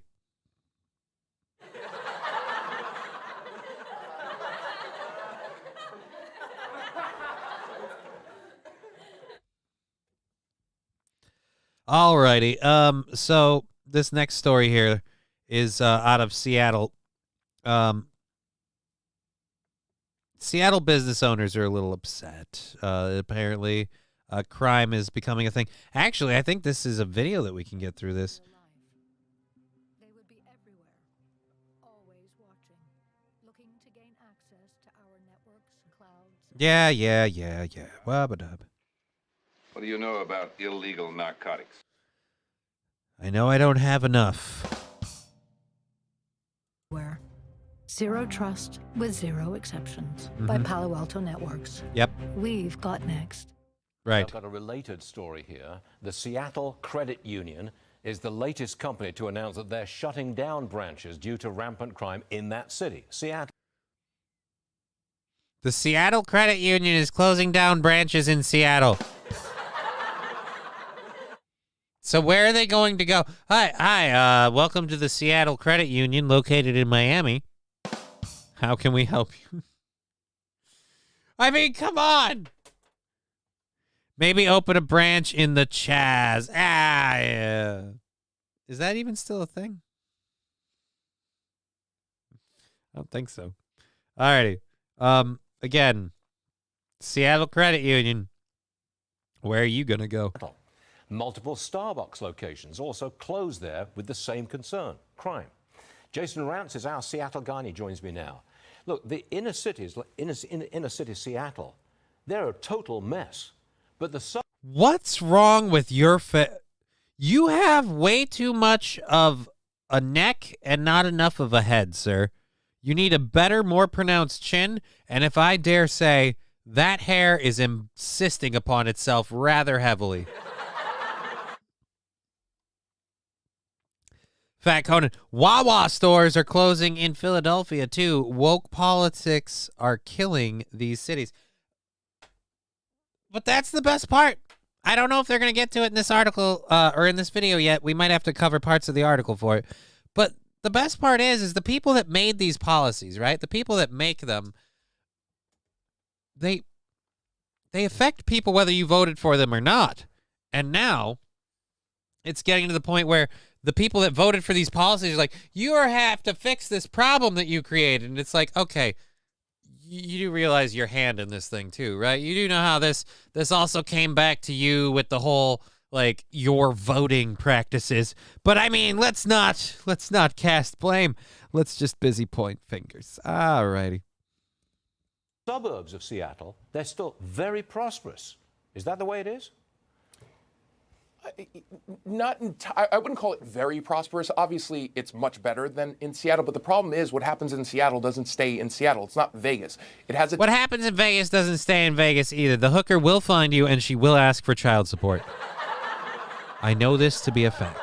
Tendency to spread. And so some of the bad policies and the consequences... Again, things in Vegas can still spread, okay?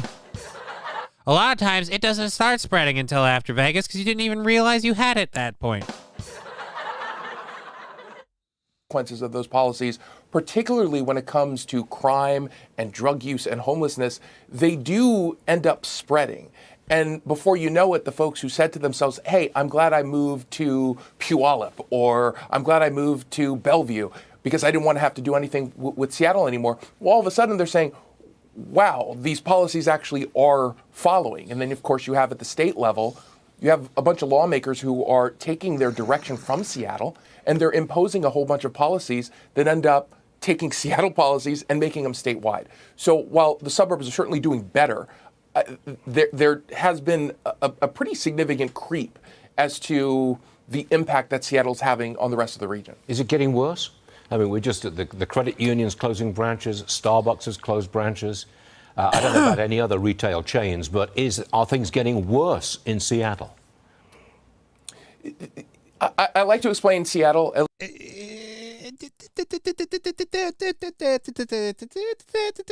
a thing.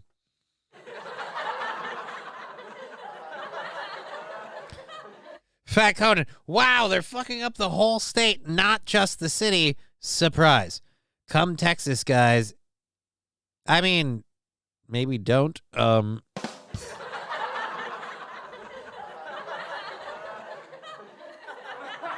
I feel like if you get all these people transplanting into Texas, you're just going to now have a problem with these kind of policies starting to pop up in Texas. Because, again, I don't know if it can they not. Now I'm starting to stammer and stutter like this weird flop-a-doo. Your eyebrows are too big for your face, sir.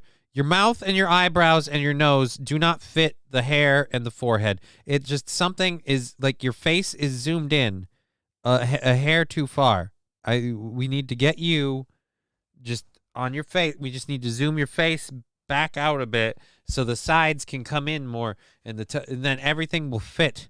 Just why aren't you proportional? People are supposed to be proportional. I'm trying to focus on the story, but I can't because I'm trying to figure out what kind of people had to make you, right? Because, like, that doesn't just happen. All right, I'd say that's medical expenditure, but if you paid for that, then get your money back because someone did you wrong. All right, but that is, wow. You get a pallet of crickets. You get a pallet of checks that are bricks, throw through a store window to pay them for the item. All right, we're talking about Antifa Bank. You see this story yet? Politics elections. Have you seen this story? I mean, we never know if I've seen a story, so let's interrupt the one we're doing for this. Let's go like no, like that. There, right? There. What is this? Oh God, this is hilarious. I have not seen this story, and I feel like this is totally relevant. Thank you for your submission. Alrighty, so we'll get into that in a minute. Let's go back over to this and full screen it. We're just about done here. There. Party 1000 Johnny, you need a BBB Coors? Thank you very much for the... Stu Varney is great, brother, said Buzzy Bob's Confederate flag. Well, thank you. Thank you very much. And thank you, David, for the 1,000 bits. You'd all be dead now if it wasn't my David. At least in the last 6 months, at least, taking one step forward, then two steps back. There's always this little bit of progress, and then all of a sudden, something else happens. So, for example, last year, we end up finding out, I broke the story last night, 153 officers left the Seattle Police Department. That's 509 since the defund movement. We have a crippled police department. And while homelessness in the downtown core has certainly gotten better than where it was in the past, well, they just moved somewhere else. And so now there's another neighborhood and another intersection that is being overwhelmed by this kind of stuff. So you see pockets of success, and then you see other areas are starting to take that step back. So ultimately, could you say maybe we're taking baby steps in the right direction? Yeah, I do think. I think that eventually we'll be a little for like a little bit, oh, there, you know, like over there, or maybe it could go over there. But the point is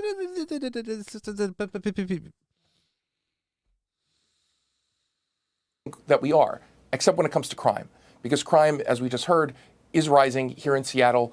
Last year, we had 57 homicides, which is higher than the year before.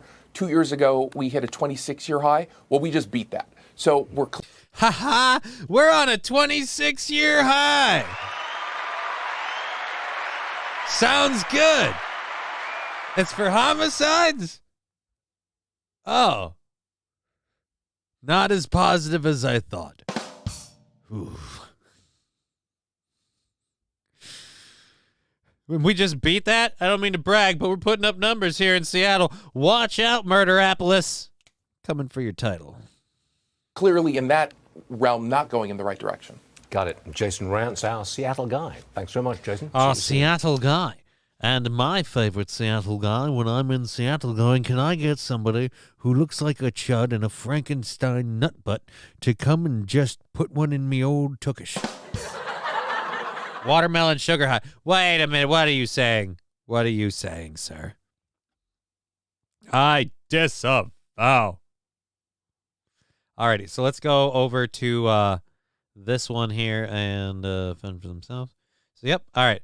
So this is, again, who was this brought? This is brought to us by Fat Conan. Thank you for giving us this interesting follow-up on the story. Again, love all the wormholes and additional bits you guys throw in. It's always great. Thank you so much.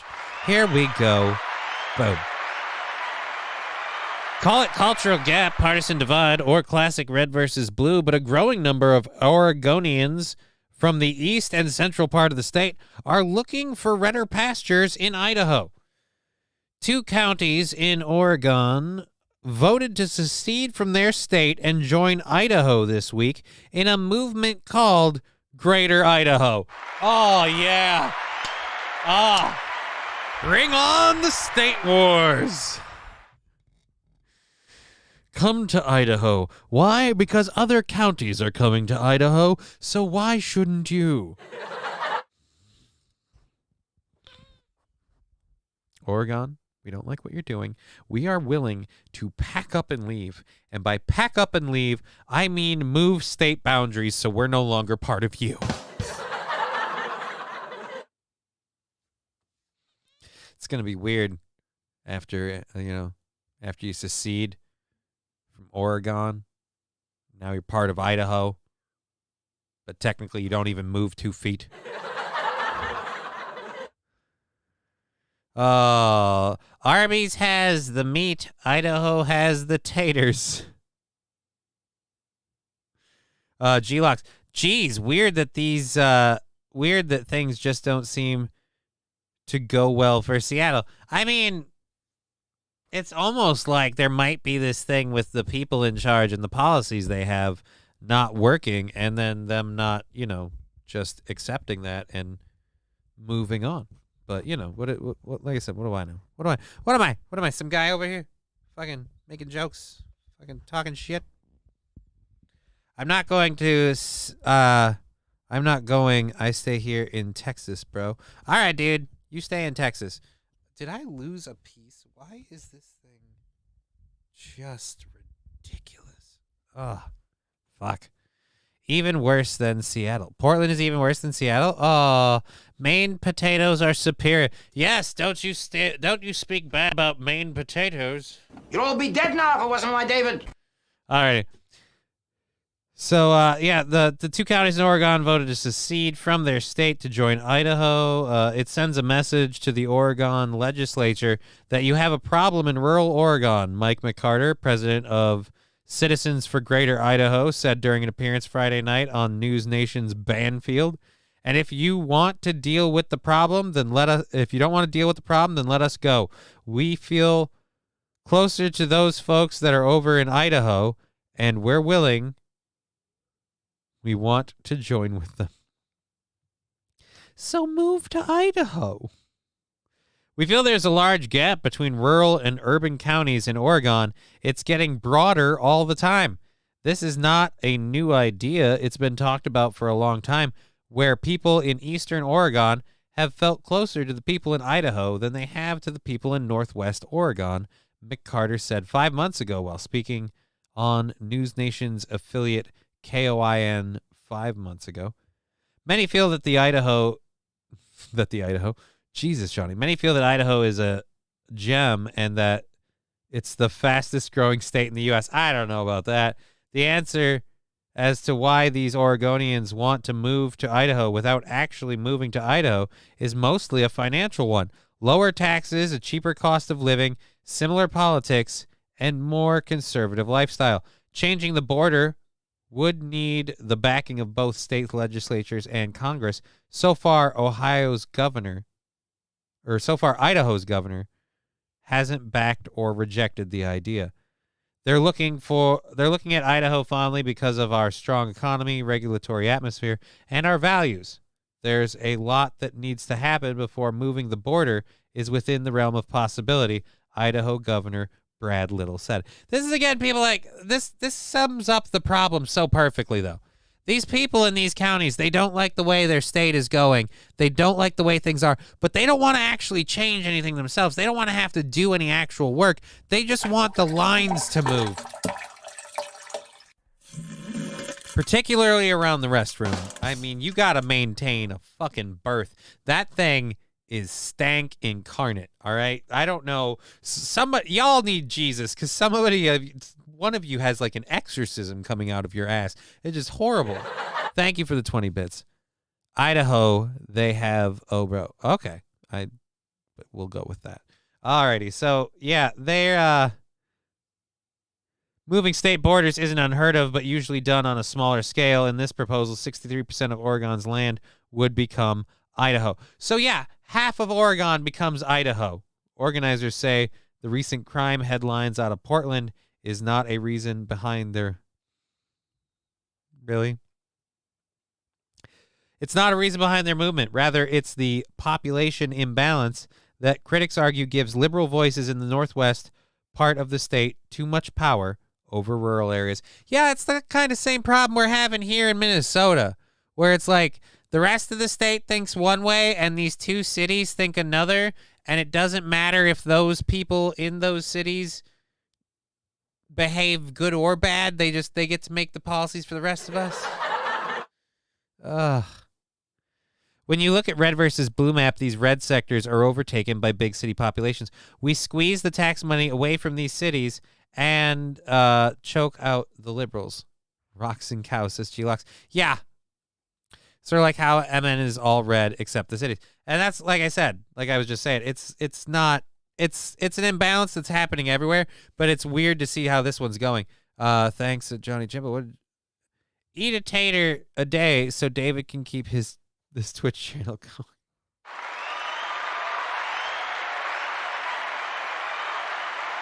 Yes. My Twitch channel brought to you by potatoes. Potatoes. Good.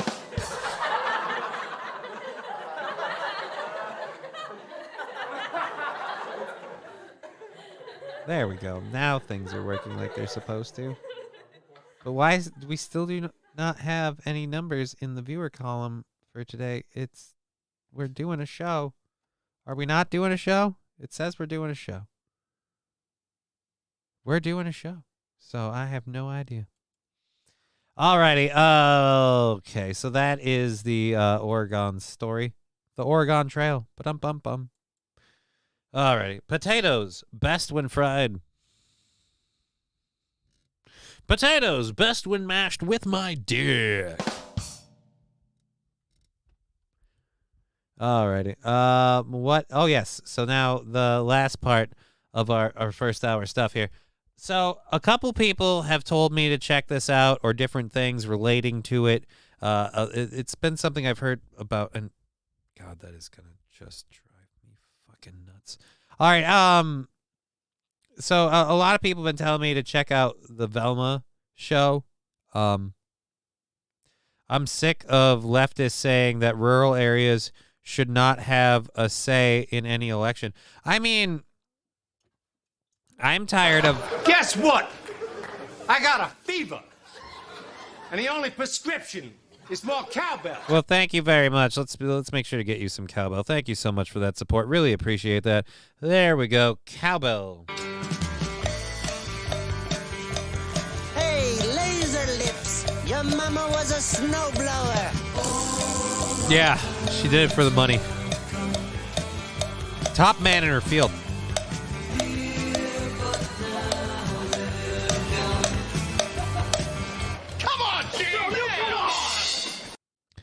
So, we're going to watch the preview for the HBO Max series. Party 1000. Holy shit. Thank you very much, David Chandler. Thank you. I was just talking to our office manager about this exact story.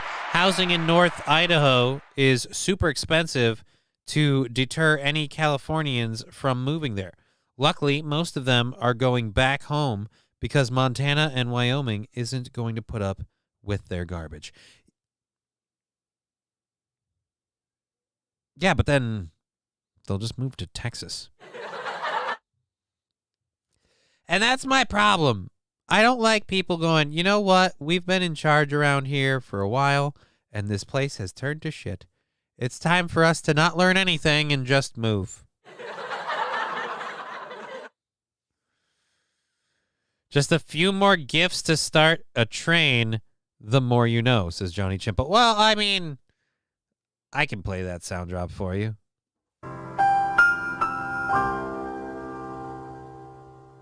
And I pulled the wrong volume down on that.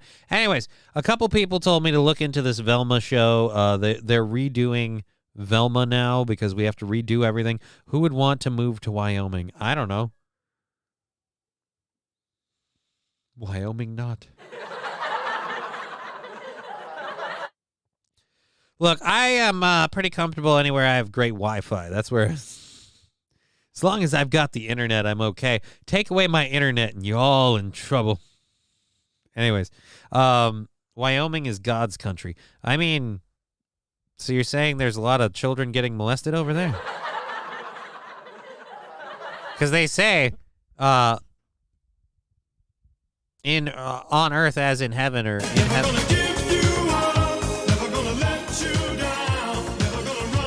Me too, says Michaela. What, moving to Idaho?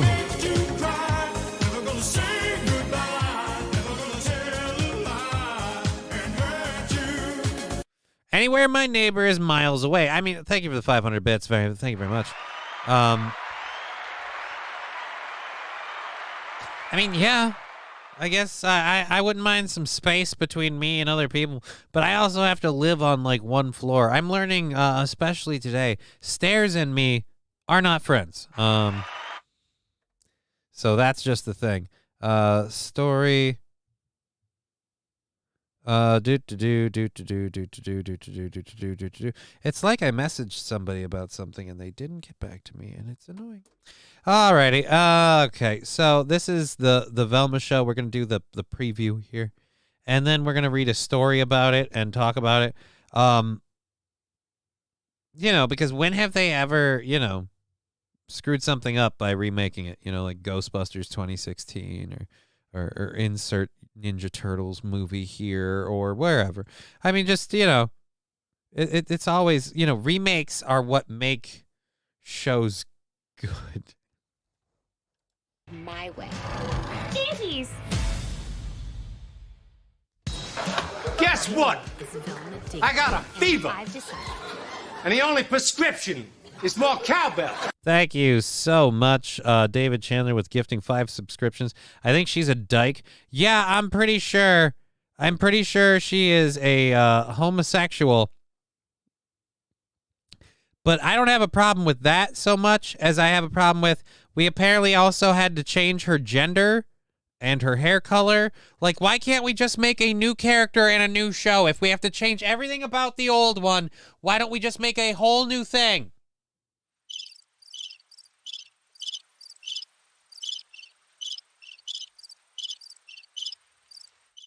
To finally share the bone-chilling events that drove me to assemble the greatest team of spooky mystery solvers ever. This is my story. All right, so wait a minute.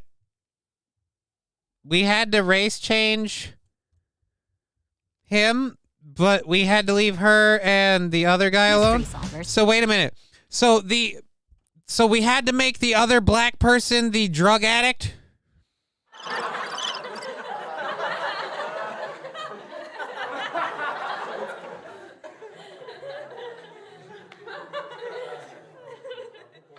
I mean, you guys realize Shaggy was the one that was high on mushrooms the whole time, right? So really, you wanted to, make this forward show. You didn't think, hey, how about the preppy guy be the person of color? Someone living... Oh, but we wouldn't want to portray black people as moving forward in the world. No. Clearly, he's fresh from Harlem. He's got a bit of a issue with Scooby snacks. They made Daff Asian.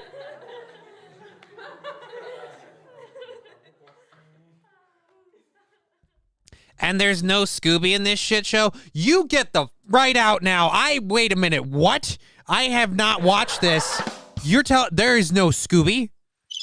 The dog was the whole show, okay? Again. If you have to change everything about it, why do you have to reboot it? Just do a new thing. Bet Fred is an idiot. Oh, probably. I'm sure that the white douche canoe guy is totally not. Ever. This is my story told my way. I'm not dissing her. She has no brain. And it starts with a murder. When I see something, I wish if I can't convince people I didn't kill Brenda, I'm going to be arrested. I know, but I also know how to find out who did kill Brenda. I think it has something to do with drugs, which I hate.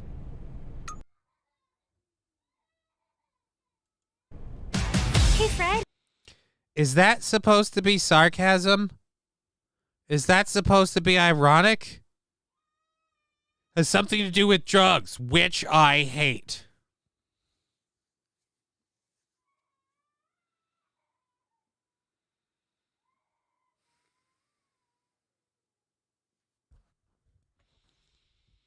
Oh, God. Do I know you? It's Velma from school. I have a disease where I can't recognize people who aren't hot. Is it called rudeness? I have an illness! Hey, Daphne. That's kind of making fun of Brad Pitt. And, is Velma black now? Yeah, apparently Velma's black. We had to race change half the cast. We got rid of the dog. Like I said, we can't have anything about this even remotely similar to the old show or anything like that. We had to remake it all. but we couldn't just make a whole new show.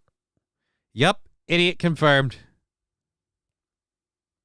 Jesse, go see it, guys, and tell me how it is, okay? Yeah, we'll just be your guinea pigs for this. Velma is Indian, like her current voice actor. Okay, so Velma's Indian. Oh, yeah. Way to also say that you can't...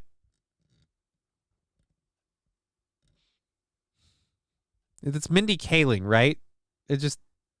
You can't take yourself out of anything. Why would I do that? We're not friends anymore. We're nemesises. Nemesis. And that's why. Attention! For all you wondering why the police have not yet caught the serial killer, it's because it's a ghost. Jinkies! Maybe it's one of those doors where you push in a brick and it opens. Fred, wait! I have a plan. I love danger.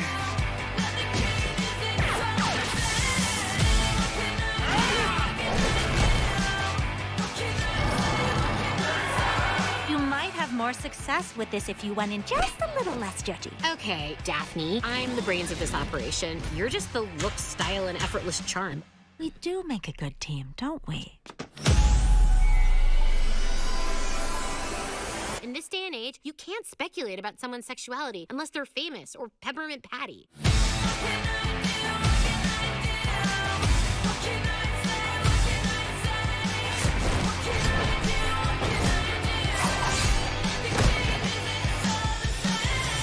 The rules feel a bit muddy. Muddy? Oh, sorry I'm not a drunk on the verge of losing custody like every other woman solving murders these days. All our classmates are idiots, so let's assume they're high. You know what 420 is, right? Yeah, it's code for adults who still watch cartoons. Yeah, your whole fucking demographic with this show. By the way, you've drove all of them off. Oh, boo this woman. Move this man!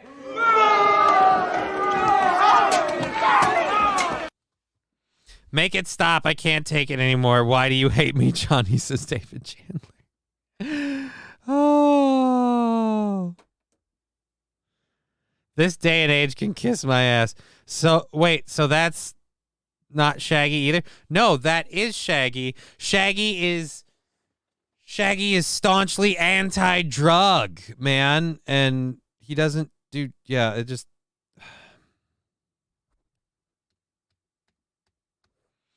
You know, if they at least had kept... Oh, God! No, God, please, no! No! No! No! Alrighty.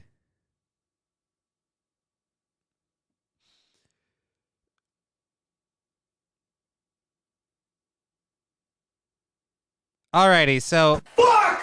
Fuck, fuck, fuck, fuck, fuck, fuck! Oh!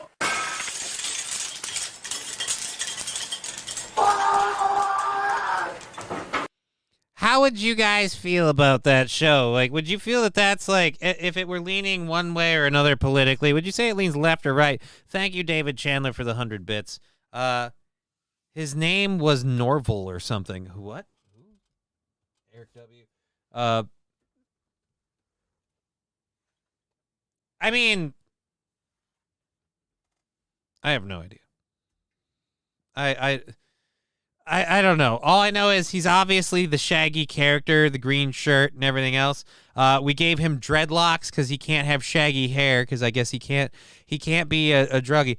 Again, I would have thought anyone that watched that would have thought, oh, this is like a really left-wing kind of leaning thing. Scooby-Doo without Shaggy and Scooby is retarded, says Toastmaster. Oh, absolutely. This Velma show leans super far left. Yeah, which is weird because here's just a fun little tidbit. That one episode has premiered, I think, or whatever, and right now, conspiracy theories surround Scooby-Doo spinoff Velma. Leftists are claiming it was a right-wing psyop.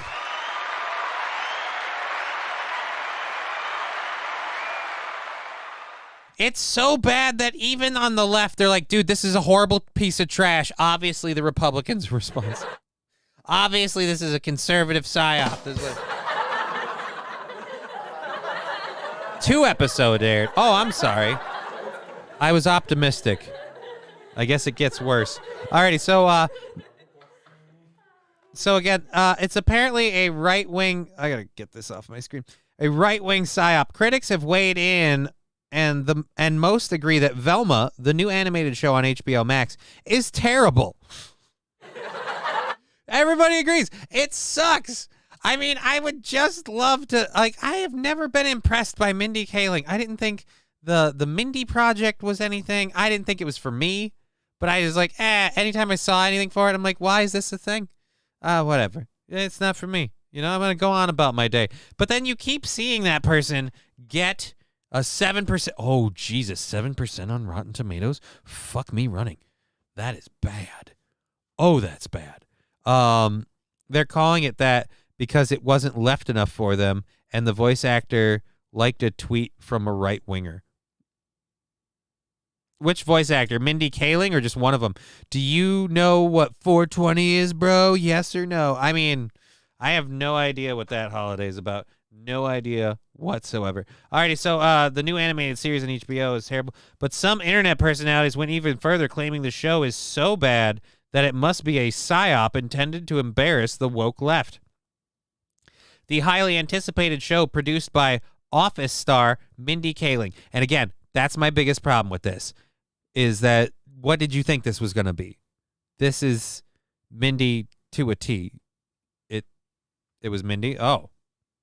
Well, I mean, I don't know. All I know is I'm not surprised. From what I've seen of Mindy Kaling, this seems like right up Mindy Kaling's alley, and it seems like utter garbage. But fuck me from drawing a conclusion there. Alrighty. The highly anticipated show, Mindy Kaling, was panned by critics as exhausting and horribly wrong. The audience was even harsher, giving the show just 6% average score on Rotten Tomatoes. Oh, it went up 1%. Hey, it's going up. New South Park episodes air in February. Will they make fun of the Biden administration? I have my doubts. Probably not. I imagine they won't make fun of the Biden administration until we get to election time. Like, usually when we start getting around elections, they usually do something around elections. Have you ever seen the documentary series 1 Week to Air? Because if you love South Park, that'll give you a glimpse into how that show comes about all the time. Let's redo the Smurfs. Change the color from blue to burgundy. Gargamel is a trans woman, lesbian, with a body dysmorphia that makes her think she's anorexic, and eating Smurfs will cure it. Not woke enough? The cat gets killed in the first episode. And the cat is also trans species. He's trying to become a dog.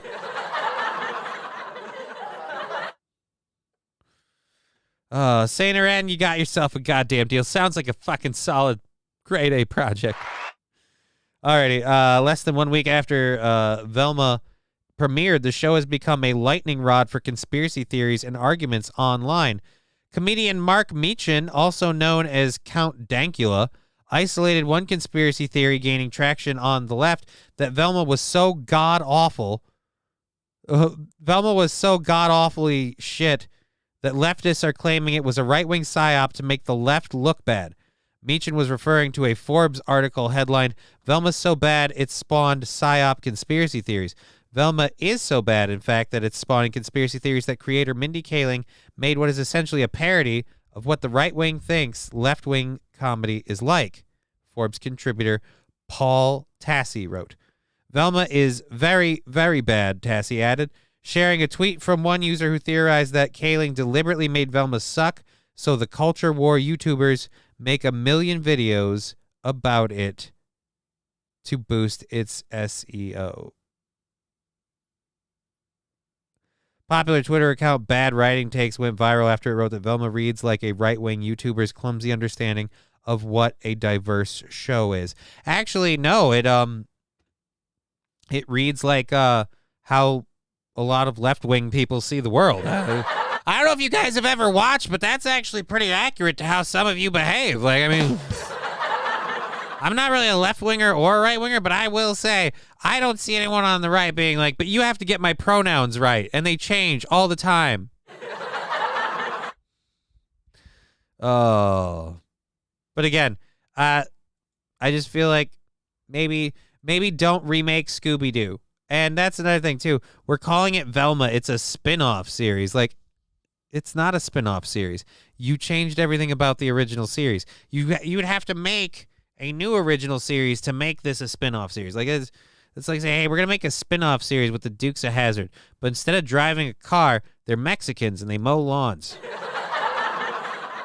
They never take any risks. One, that seems incredibly racist, or at least somehow disparaging towards a race of people. Two, this is the bigger part. Why are we calling it the Dukes of Hazzard? I just feel like we could just move on from that one. Anyways, so yeah, Velma is a steaming pile of shit. They are running out of ideas. Well, they came up with enough ideas about the cast. Why can't the ghost chasing thing, the ghost hunting, whatever stuff, that's always a thing in different shows. They could have kept that. It didn't ever have to be what it was. That can is empty as fuck. Anyhow, so we're getting ahead of ourselves. Anyways, let's go ahead and load up our third hour stories. We've got an hour and a half left in this lovely program. Thank you all so much for your support today. See where we're at on that whole thing. That can't be right. All right, let's look at overview. Yeah, that number can't be accurate. I don't know. Maybe the system's still fucked up. Who knows? The shadow knows. So let's go ahead and load our third hour stories, and we'll go into this. But yeah, so Velma's a right-wing psyop, apparently. Never saw that coming. Go get a beer, bro. Now go. I don't have any beer. I finished my last can of soda, and I would have to get water, and while I'm not opposed to such a thing, it would be difficult to do. Cousin Daisy is a nudist. What? Uncle Jesse is a truck driver that transports illegals to the country. Oh, you're running with my Dukes of Hazzard thing. And Cousin Daisy is a nudist. Well, I mean, who are you going to get to play Cousin Daisy? I don't know how much I approve of Daisy being a nudist. We're learning more about the lies New York Congressman George Santos. All right, so we've got for this third hour, we've got an interesting find for the TSA. We've got a story about Congressman Santos. That's who I was trying to remember. Oh, that's right. And we've got an article. Apparently, Brian Stelter is hosting a combating disinformation workshop at the World Economic Forum, because I guess that thing doesn't realize there is such thing as irony. Like, I mean, Brian Stelter, you combating disinformation? You mean the guy that did nothing but carry water? Disinformation? You mean your whole job? Alrighty. Anyways. And then we've got a story from Berkeley in California. Boo, says Jesse. I mean, we'll have fun with it. We'll have fun. We'll make fun of circumcised penis Brian Stelter. Don't worry. It'll be a good time. And then, yeah, we've got a story from Berkeley in California. And oops, I forgot that the audio was up on there. And then we've got a video from another streamer, and we're going to be talking a little bit about that and having some fun. Boo this, guys. Boo what? Boo what? The boo the Stelter? Boo this man! But it's too soon. We have to actually cover that, you know? We have to get to that. And that will be after we cover this first story. This first story is about the TSA. That's right. The TSA. Totally safe armaments.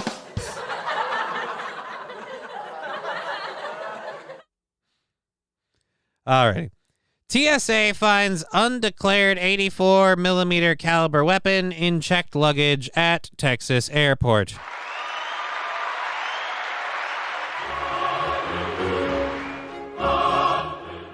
That's right.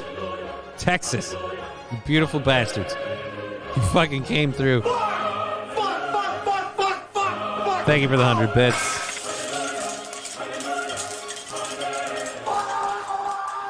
Thank you, Colony Saint Aaron. So again, Texas, you guys, just when I think you can't get any better. I didn't even know you could have an 84 millimeter caliber weapon, but apparently not only can you have it, you can you can travel with it undeclared and, just check it at the airport. Owner advised the item is a demilitarized 84 millimeter Carl Gustaf M4 recoilless rifle. Well, that sounds like a lot of words. Transportation Security Administration, TSA, also known as TITS secured annually, demilitarized. What is the issue? I mean, again, apparently he didn't declare it, They found an undeclared 84 millimeter caliber weapon in an outbound checked luggage Monday, according to an agency tweet. We don't see that caliber of weapon very often, thank God, TSA spokesperson Patricia Mancha told San Antonio TV station KENS5 or Ken's 5. Ken's 5. Who's Ken? Who fucking knows? She added the case has been handed over to the San Antonio Police Department. The owner of the luggage was located, identified, and escorted to an office, an SAPD spokesman told Fox News Digital. The owner advised the item is demilitarized and is a demilitarized 84 millimeter Carl Gustaf M4 recoilless rifle that was to be used as an exhibit/demo item at the SHOT Show currently happening in Las Vegas, Nevada. I mean, what's the harm? That's a rocket launcher.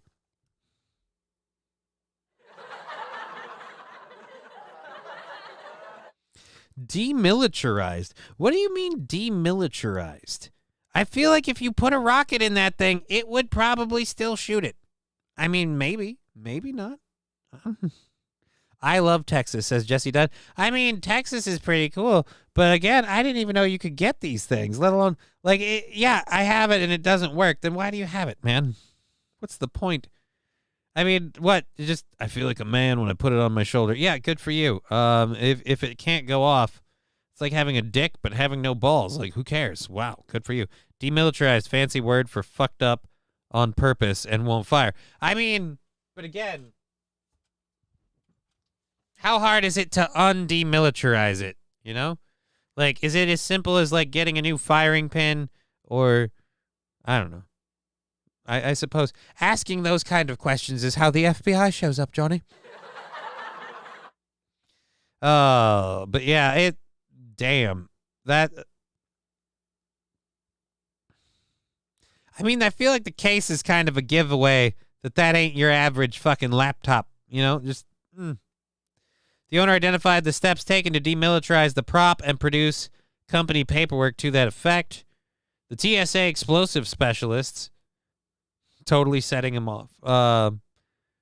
Also confirmed the item was no longer able to be used. However, a TSA supervisor declared the item would not be allowed on board an aircraft. Yes, because it poses absolutely no threat. So why shouldn't we, ban it from entry? The unidentified party cooperated with police, and a family member retrieved the prop. The man rebooked his departing flight. At the time, no charges are pending in the case, but the incident at the San Antonio International Airport is being used to remind travelers how to transport firearms and ammunition. Yes. Do it very, very suspiciously, like in your purse or your carry-on. Make sure it won't set off a metal detector.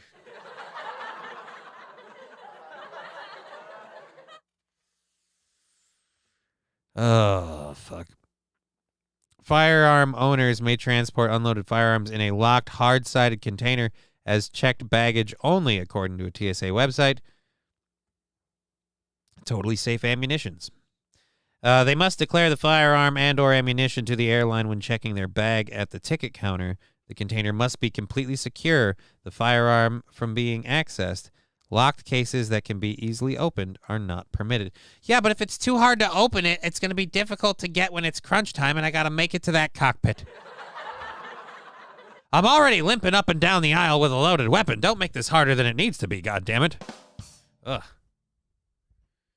Like erectile dysfunction with this thing.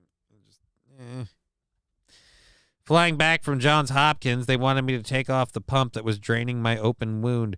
Good job, TSA. Look, I know you think that's important. What, is it going to kill you? Actually, yeah, it might actually kill me. I'm willing to take that risk. So buckle up, Buttercup.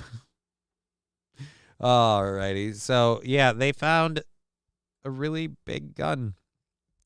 Wow, that's a hell of a gun. Alrighty, so this next story is about our good friend George Santos. Day 3 of Paxlovid. Day 3 of regretting taking it. Also day 3 of wishing I recorded all this action. I could easily have made the best of soundboard. The best soundboards. I mean, but you have to have a high quality mic that you are willing to almost quite literally shit on. We can seriously go back to September 10, 2001. We still be just as safe as we were. I mean, I don't know. Minus the missing trillions. Yeah, we wouldn't have the debt. I mean,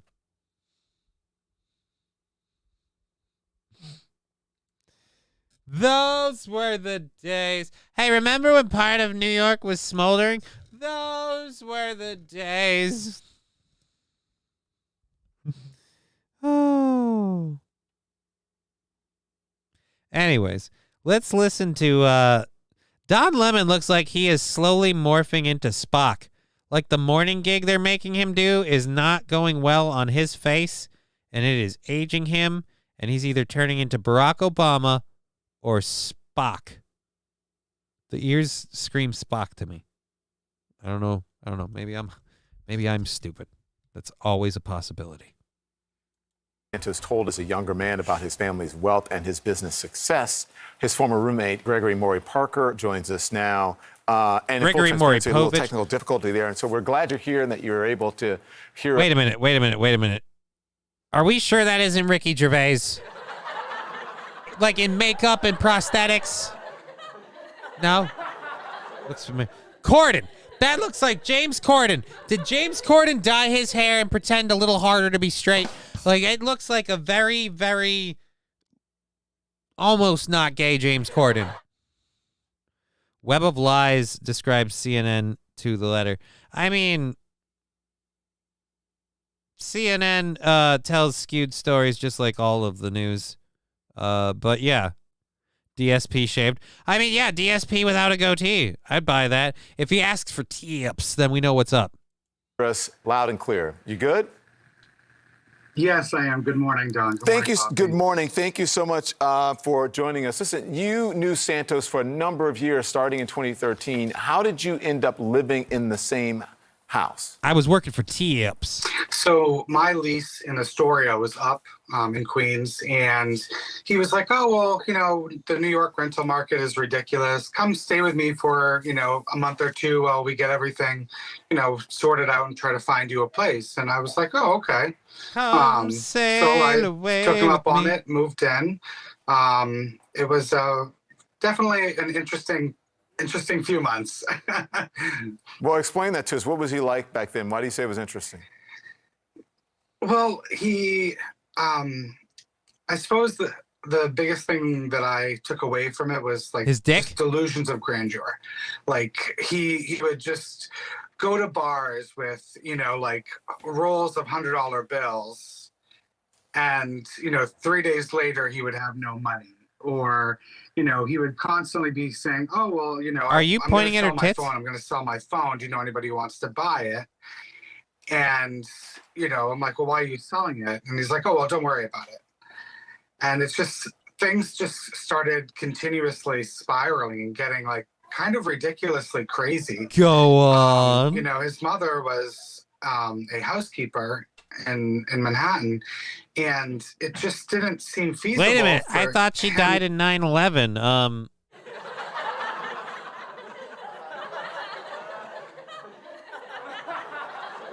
As a volunteer firefighter.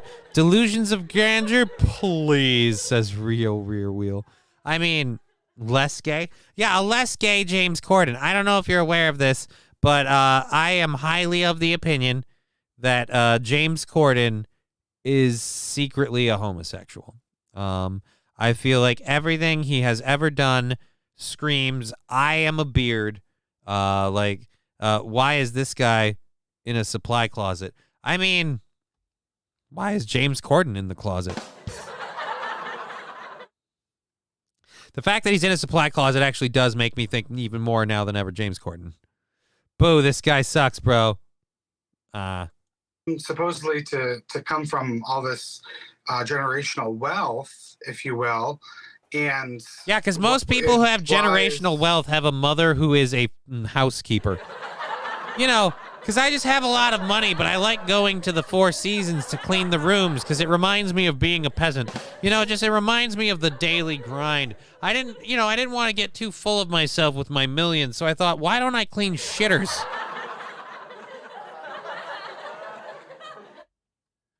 All right. He does suck indeed.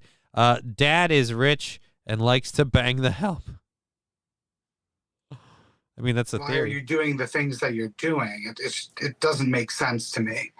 Well, he had made allegations that he came from generational wealth, and you're saying that his mother was a housekeeper in the city, in Manhattan. Yeah. So people are going to wonder, and also, you know, you knew him through another name, right? The last name DeVolder. Yes, I've always known him as Anthony DeVolder. I've never known him as George Santos. Anthony DeVolder, but he didn't DeVolder more facts?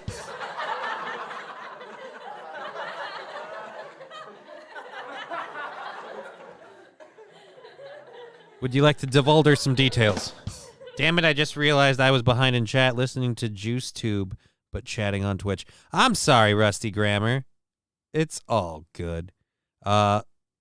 JuiceTube should be relatively on par. It's not that far behind. The old YouTube. I was actually quite surprised. I guess he, went by his middle name and his mother's name. But yeah, no, I've always known him as Anthony DeVolder. Mm-hmm. Anthony Travolta? Travolta? You know, people, Greg, are going to wonder why you're coming out. They're going to say, well, that's his side of the... Well, I mean, dude, we already knew Santos was a homosexual. So if you're telling me that guy is gay, spoiler alert, I called it. Told you, James. Just admit it. Who can afford to live in Manhattan without generational wealth? I'm guessing for money. Oh. The story, and do need to tell our viewers that we did reach out to George Santos's representatives, his lawyers, and we haven't heard back from them, although we have been trying since this story started to. Oh, yeah, because you love that you could actually, harass a politician and you don't have to treat them with kid gloves because they're not a liberal. I wish you had this fervor when you were, not going after Joe Biden and not pursuing the laptop story and not really worrying. It's really annoying about let's go get him. But you wouldn't if there was a D next to his name. If there was a D next to his name, you'd need that vote. YouTube falls behind in the stream if on mobile and you take a phone call. Oh, so you don't miss any of the stream, yet your chat is still in real time and stuff. Oh, yeah, no, I get what you're saying. Just pitch your tent anywhere. Fanatical Bucks fan, the cops won't bother. What? How much did this interview pay? I guarantee you this interview paid money. This interview paid money. To get an interview with him, he has declined. His representatives have declined, and even his office in Washington. You say something wasn't adding up between the way that Santos talked about himself and the life that he led, right? His name, Anthony DeVolder, as you knew him, his wealth and what have you. What else doesn't add up? What else? Well, Could you be salivating anymore, Don Lemon? I get that this dude's a piece of shit and he's doing shitty stuff, which, by the way, he's not doing anything completely unheard of with, politics in general. He just got caught doing it to a stupid level. And, again, could you... what else can you... Oh, there's got to be more dirt. There's got to be more meat on this bone. Come on, buddy. I kind of assumed that he had made up, about going to Baruch and NYU. But then I thought, well, maybe I was wrong, after the election. Because I kind of assumed that he made up a lot of his backstory, but then I was like, that's what the LGBT does. We just reinvent ourselves, and whatever happened before is totally real, even if it involves fictional characters like dragons. Oh. He claimed to have the Donkey Kong world record score, but wasn't playing on official hardware. And I mean, it was so obvious, man. Like, dude, you're using an emulator. I'm calling you out right now. You're like, oh, man, I got it on my laptop. Like, yeah, and I'm sure you don't have any cheat software whatsoever.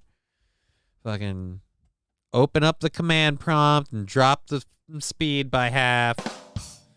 All right. Anyways, his lies so far. Again, just like CNN is so glad that they have a Republican to report on. His high school resume, oh Jesus, his college resume, working at Goldman Sachs, claimed his mom's life in 9/11. 9/11 claimed his mom's life.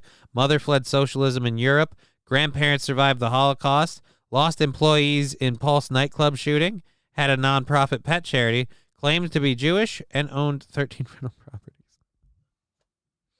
At this point, I want him to come out as straight. Like, we find out he's been straight this whole time. He's not even gay.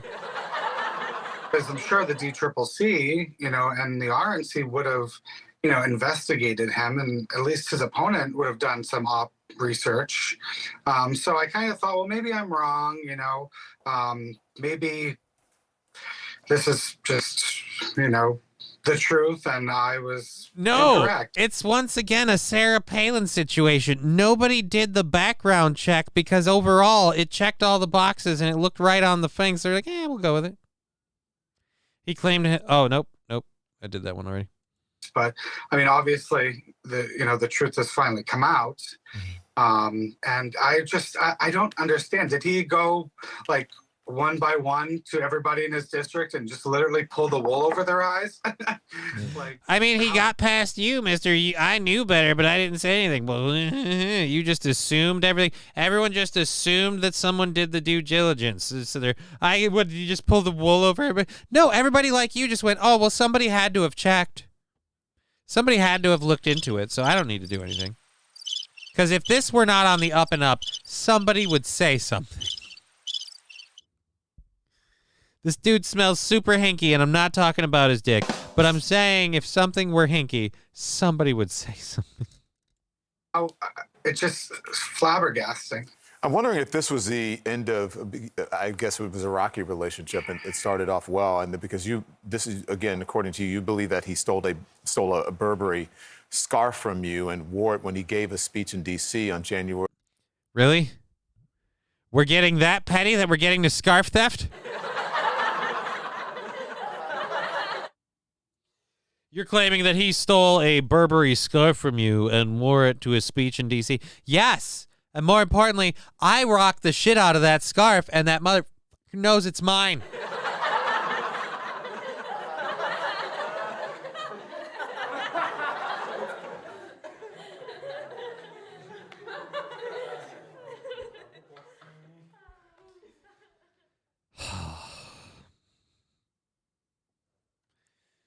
Oh, Jesus.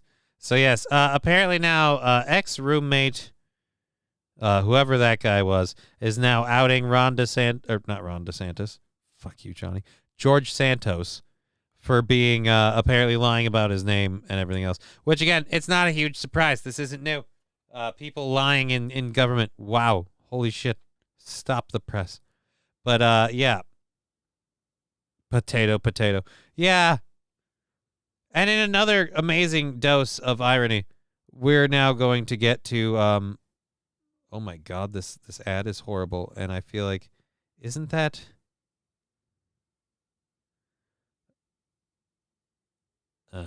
Anyways, Brian Stelter is hosting Combating Disinformation, a workshop at the World Economic Forum. So we have a couple of clips to watch of this. Because, again, it's the World Economic Forum, which I've been getting more and more unsettled the more I look into this. But, yeah, this stuff is hilarious. And we're talk from the newsroom and the news publishing perspective, and then we'll work our way toward some of the political parts of the conversation. How does this discussion of disinformation relate to everything else happening here today in Davos? Well, first, thanks for having me as part of this conversation. As you can imagine, this is something I really care deeply about. So I think if you look at this question of disinformation, I think it maps basically to every other major challenge that we are grappling with as a society, and particularly the most existential among them. Is getting laid, am I right? You guys have got so many hookers up in there. Like, I mean, honestly, as soon as this discussion is done, I'm planning to tag team two bitches and have somebody, shit on a glass table. I don't mean to brag. It's called a Cleveland steamer. It's my favorite maneuver. I want to see that brown eye give birth.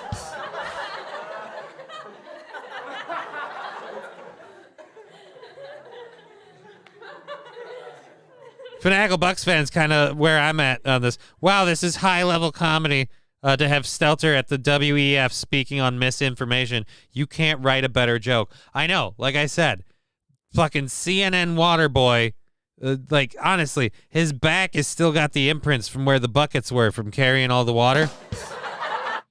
Just like Captain Misinformation. You know what's wrong with the world today? Misinformation. Can you explain how misinformation leads to other problems? Why, yes, Hitler, I can. This is literally like if you had Adolf Hitler. Could we talk about how euthanasia was used inappropriately as a war tool? I mean, it's weird that you're bringing up this problem, seeing as how you caused so much of it, but okay. So disinformation and the broader set of misinformation, conspiracy, propaganda, clickbait, Yeah, my problem is how you want to always qualify anything you don't like as those things. Like, say, for example, with a recent epidemic that happened, you guys would call anyone that did any of that, you called that misinformation. That's where I have a problem with it, with how quick misinformation becomes any information you don't like. The broader mix of bad. Okay, and why do you look like a penis? Why do all of you have to look like a penis? You already got Stelter up there looking like a circumcised dick. Information that's corrupting the information ecosystem. What it attacks is trust. And once you see trust decline, what you then see is societies start to fracture. And so you see people fracture along tribal lines, and that immediately undermines pluralism. Mm-hmm. And, the undermining of pluralism is probably the most dangerous thing that can happen to a democracy. So I think if you're spending this week thinking about Stelter reminds me of watching a fish gaping to breathe after throwing himself out of the tank. I think it's really important to work your way back up to where this starts. Yeah, it starts with Brian Stelter. To be frank, they would be hard-pressed to find anyone more familiar with disinformation than Brian Stelter. Oh. Anyways, what is this? Talk from the newsroom and the news publishing perspective, and then we'll work our way. Is this a different one? Between a clear, verifiable fact and a clear, verifiable lie. There's so much in between. And so that's why you're saying the rules have to be set up in a way not to be abused. Yes. Congressman, should we learn in the U.S. something from the structures that the Europeans have adopted? Well, look, I think in general the U.S. has a lot to learn in terms of data regulation, internet regulation. I mean, you're way ahead of us in that regard. But we believe very strongly in free speech. Mm-hmm. I believe very strongly in free speech. And I think there is a healthy concern in the United States that the EU might be going a little too far. So I think you look at this from both perspectives. Yes. Still, they're like, hey, can we talk about when maybe we can start policing public speech? Like, I mean, I feel like if we could have been just a little bit more, I don't know, less freedom and just more controlling the masses, I just think I'd still have a job at CNN. Thorne. So, yeah, Stelter just looks strange. All right. And I don't know, like, I guess somebody owed him a favor or something. 'Cause, I don't know why he's there. Why is he at the World Economic Forum? You know this is Stelter just trying to get some puss. He's just one of those dudes. How much do you bet that he paid like for the whole night? And Fuck she's off. still not going to put it up. After $3,000, she's like, I didn't get paid enough for this. I'm gonna Stelter. I'm gonna stand up Stelter. That's what it is. All right. Brian Stelter blames misinformation for his ability to get constituents to take more COVID shots. What? Facebook and Twitter and now TikTok to be stronger in content moderation? Hasn't that been a wave that we've seen crash over for years now? Well, I think this is the question of, ultimately what we're trying to achieve there is some measure of public safety, right? We're not, sure, there are some politicians who are going to go out and just get angry at Facebook if they see things that are mean. I'm quite used to reading mean things about me on the internet. It's just, for a while when I started, I used to screenshot them, so I'd just sort of get comfortable with the most heinous things people would say, so as to sort of inoculate myself to the issue. That's a reality for being in public life today. It's very much more in your face than it was 30, 50, 100 years ago, but I think it's always been a reality. The difference is when, I have a constituency that I'm trying to keep healthy and I can't get them to take a COVID vaccine because of... I am sick and tired of this shit. And I can't get them to take a COVID vaccine. That has nothing to do with health, all right? The facts about that are already out. The CDC's saying shit, and I'm sick and tired of having to walk stuff back or whatever. Like, the people who questioned the vaccine were right to. Because at this point, the people who swallowed its cum and gargled its dick are questioning it because it's kind of hard not to at this point. And so I'm sorry, but when you are sitting here talking about we have to regulate speech and because when I'm trying to keep people healthy, when you're trying to keep people healthy, you maybe don't force an untested vaccine on them. When you're trying to keep people healthy, you maybe don't send their grandmas into nursing homes and then send sick people into the same nursing home. Major Moose Knuckle, I love this vaccine. I have 6 nipples now. That's completely unrelated. Why would you say it has anything to do with that? Oh. Again, I am tired of, I'm tired of the facts of the matter being out, and there's still people like, and I'm trying to keep people healthy. No, you're not. It's been proven that this is not doing what you thought it would. The disease isn't what we thought it would. The vaccine isn't what we thought it was. There were a lot of failed promises on both sides of the aisle on the whole thing with this, and I feel like we can't even go forward when we still have people here like, well, the problem we had was people on Facebook talking bad about the vaccine. Yeah, show me the thing they said that was a lie. Meanwhile, let's go to all the things that you guys have been walking back. How about... Oh, God, that pisses me off. Of misinformation that's propagated on the... Yeah, misinformation, 99% efficacy. Misinformation, you can't catch it once you have the vaccine. Misinformation, you can't spread COVID once you had the vaccine. Misinformation, just one jab, one and done, Johnson & Johnson.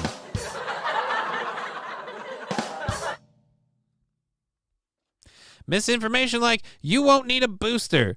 The Trump vaccine was forced on us. I mean, kind of. We are so far from safe and effective. There are no investigating links. They are not investigating links to strokes. They're now investigating links to strokes. Yeah, they're investigating stuff. It'd be really cool if, I don't know, the companies that have a blank check that are charging more for this vaccine that the government is still paying for. This is my biggest problem is it's obvious to all of us, all right? It's out there in the public. It's looking you in the face. And yet the government won't even be like, hey, how about we stop blindly paying for it? How about we talk about maybe, I don't know, repealing the part of the law that said that Pfizer couldn't be held accountable? They made money hand over fist. They got paid for vaccines whether they got used or not. It doesn't matter whether we lose our kids or not. It doesn't matter whether kids get repressed in development or not. It doesn't matter what any of the collateral has been. The biggest problem is people on Facebook were talking bad about the vaccine, and I thought that was again, it's not misinformation. We know that. You can't go on here and be like, I don't think you guys want to control misinformation. Like I said, you just want to control the information you don't like. The internet. And that's where this becomes a much tougher, more difficult, but also just a bigger concern. Yeah, like how you guys are not held accountable when you said lies on the internet like the vaccine works. Instead, they're like, well, shit, we have all these doses. They don't want, how about we raise the price? Yeah, well, how about we raise the price? And that's the other thing. None of us chose to pay for it. We're forced to. You're forced to pay for it.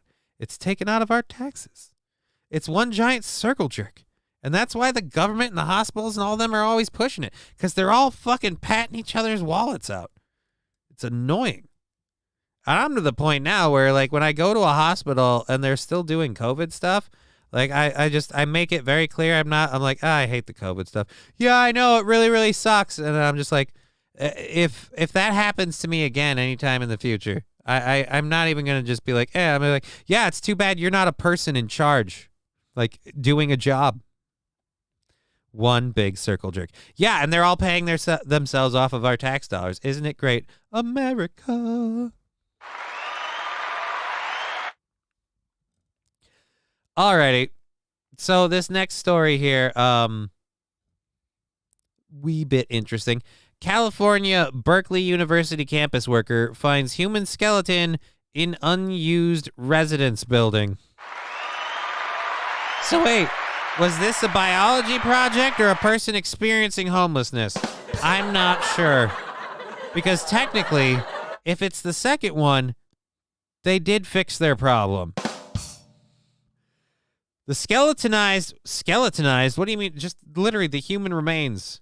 The human remains were found in an unused residence hall on the campus of University of California, Berkeley last week, officials said. The skeleton was found in the shuttered, graffiti-ridden building on the Clark Care campus on January 10th. But it remains unclear how many years the remains were there, police said. Years? You had a shuttered building on campus for years? Wow. California is just turning to shit. Oh. Okay, fossilized skeleton. I mean, is it fossilized? Rachel Maddow said the reason Chinese people are dying is they didn't take the same vaccines Americans did. Nope. There's a story I think I got to talk about. Oh, or did we not get to it? It was supposed to be in one of these. We were supposed to be talking about this. Maybe it's in the overtime hour. Anyways, China's like growth rates and population rates have decreased for the first time in a long time. And a lot of people are like, oh, what does this mean about this or that or the other? Here's what a lot of it is. People are starving. China doesn't have as much of in the way of food and resources. And go Bucks, says basically.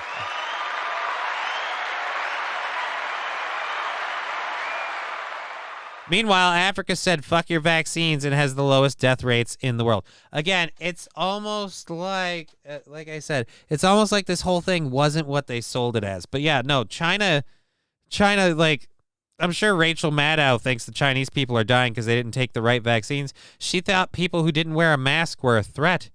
I mean, I've never thought anyone who didn't wear a mask was a threat. I mean, I thought their breath might be offensive, but... just don't be downwind.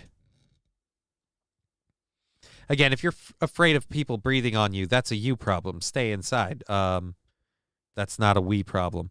It was a great success. Money was made, really fortunes. Oh, yeah. What was it? Fauci and his wife made a couple, like 12 million or some shit. You know, I'm sure a whole bunch of politicians got a whole bunch of kickbacks. I'm sure a whole bunch of these hospitals that are still doing this COVID bullshit get freaking government handout money. All right, our state has a surplus of like 17 billion, but we can't give it back to the residents because, you know, it's okay when the government steals from you, but if you try to steal, then you're a criminal.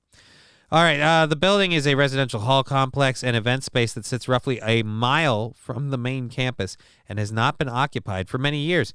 The police said there are no outstanding cases of missing persons from the Berkeley campus community. University students received a campus alert on Friday. A unidentified man who was working in the area when the skeleton was discovered told the outlet that it didn't surprise him that much. There's a lot of homeless activity here, so it was an abandoned building, so figured probably something like that happened, he said. The Alameda County coroner will determine the cause of death. Fox News Digital has reached out to the campus and its police department for updates. That's all we have. So, I mean, one less homeless person, I guess. Hey, man, but like I said, he found a home. Job done. You know, at a certain point, when you've achieved your objective in life, why keep going? There's no point. You've plateaued. He just knew when it was time to check out. I think we should salute that man and everything he has done. All right, I'm gonna just look back at the old, because now you can't hang out with people too much, man, or their habits become your habits, and you become weirdly obsessed with things you never worried about, like numbers and like why numbers like average view. Okay, there we go. All right, now I feel much better. All right. Some launchers are only good for one shot, like this one that I have. It's just a conversation piece at this point. I mean, don't worry, Johnny. I took 1 month off online gunsmithing. I can now turn your crutches into a semi-automatic rifle. Actually, if you like real talk, I do want to talk about building a prop weapon, like a really weird. I don't want to just say it like on this because I'll sound stupid as hell. Like, and I don't, yeah. But that's neither here nor there. We shouldn't even worry about it, really. But again, thank you all for supporting the show. I'm gonna link the YouTube channel just one time, quick. Control C, and there we go. There. Oh, and I forgot to do the donation thing on there that. Because otherwise, you know, balls deep and others, you know, tell me, like, you got to put this thing up on the stuff. I'm like, okay, I get it. I suck at this. I understand. I'm just a poor little cripple boy. Can't help himself. All righty, let's throw this up there, and that about him. So it's time for a hype train? Well, I mean, if you wanted to, you could. I'm sure it's cooled down by now. I know, what is it, David Chandler would probably really like to be part of it. So, I mean, if we want to do it, make sure he's around. I don't want him to feel left out again. He'll think we only do this when he's not here. But yeah, I'm just making sure all of those are good. No alerts on there. Cheer 100. All right, so I guess we do want to do that. If we do, then let's see if I can find some fun shit for us to do with while that goes on. Let's go to this. Let's go to that. And oh Jesus.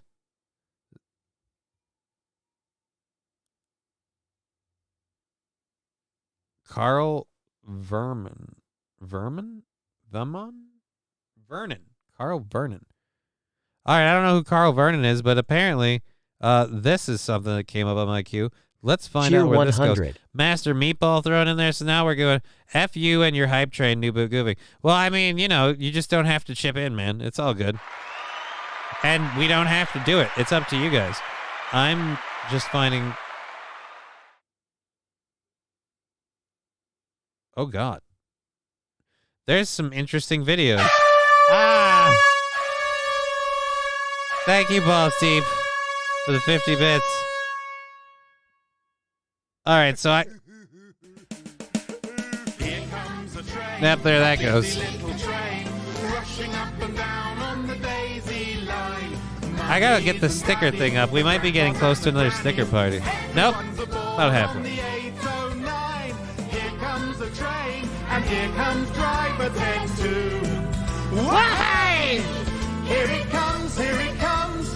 Here comes a train today. Here comes a train!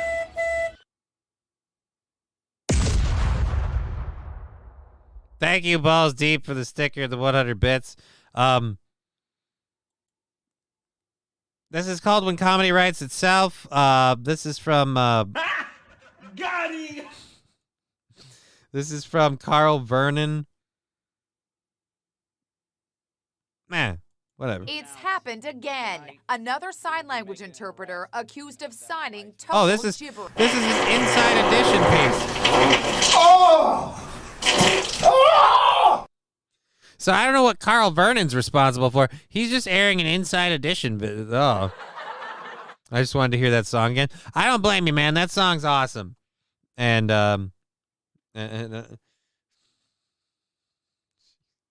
thank you, Wilbur, for the 125 bits. You know, it's funny. I don't see David in here, so he's going to miss out again, and he's gonna come back like, what the fuck, man? It's always when I'm not here. Alrighty, so we are at level 1, 48%, 3 minutes left. Let's find out a little bit more from this while we get these controlled burns caught up. Standing off to the side, apparently translating every word, this woman. We received over 5,000 tips in this case. But it turns out much of what she was signing was nonsense. She waved her arms around like she was singing Jingle Bells, says one outraged sign language expert. The woman, identified as Derlin Roberts, has a string of arrests for fraud. Wait a minute, what? The balls on this lady. A string of arrests for fraud? By the way, 2 minutes left, 2 minutes, 40 seconds left on 48% of level 1 of the hype train. Linebacker shoulders. She checked 3 boxes. All right. I can guess what 2 of the boxes are. What is the other one? I'm guessing what? She's a lady of color? Choose me? What was the 3rd box? How will anyone ever know? Cheer 100.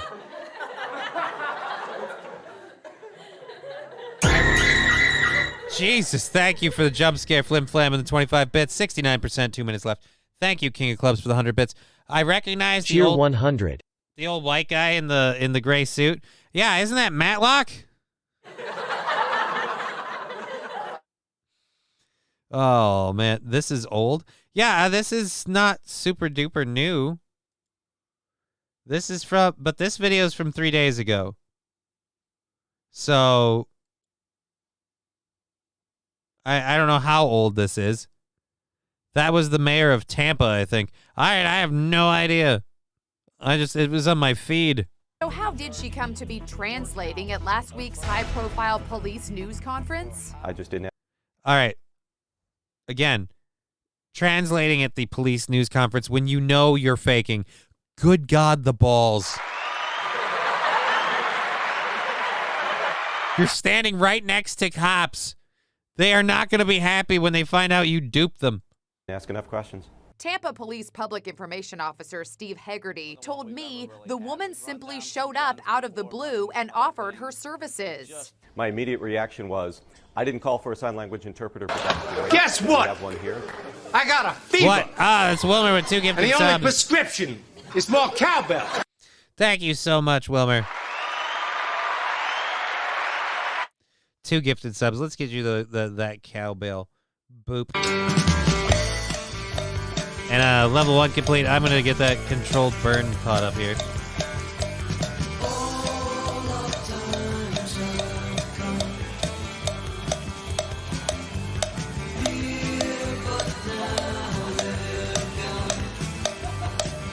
Come on, Jim! Come on! All right. I paused it on a screen. I'm sorry. You don't have to speak sign language. You got to know that's bullshit. He's already questioned it. Him back here. He's like, dude, this guy right here with the badge around his neck. He's like, you're full of shit. I don't speak sign language. We need more cowbell. All right. I get in trouble from YouTube, but fuck it.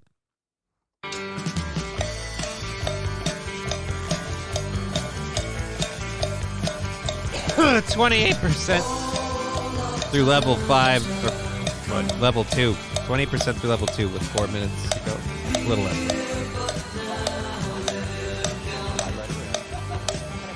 To know what she was doing? To the untrained eye, and that would include mine, I didn't see any problems. This lady. Really? This didn't... Okay. This embarrassment comes 3 months after it was revealed that the sign language interpreter at a Hurricane Irma news conference, also in Florida, made no sense. The time to act is now. Haggerty is summing up the latest goof. We won't be using that woman again. Oh, really? You won't be using that woman again? Like, subscribe, share. Well, I mean, why? You just aired a clip. You didn't give any actual info on it, dude. I mean, Carl Vernon, why are you a thing? Like, I mean, I get it. I'm using you for content, so I'm a little bit of a dick. But I'm just saying, why? How do they even get that job? Again, King of Clubs, she just walked in and offered to do it. Like, shit was going down, and she's like, hey, I'll be a sign language interpreter for you.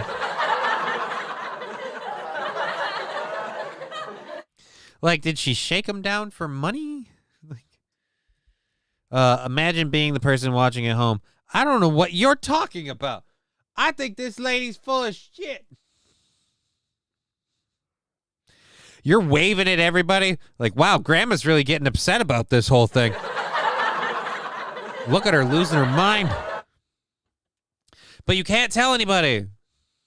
You can only speak with your hands. This is, again, more proof that the whole sign language thing is a problem. All right? Like, I get it. It's a form of nonverbal communication for people who can't communicate verbally. But herein lies the problem.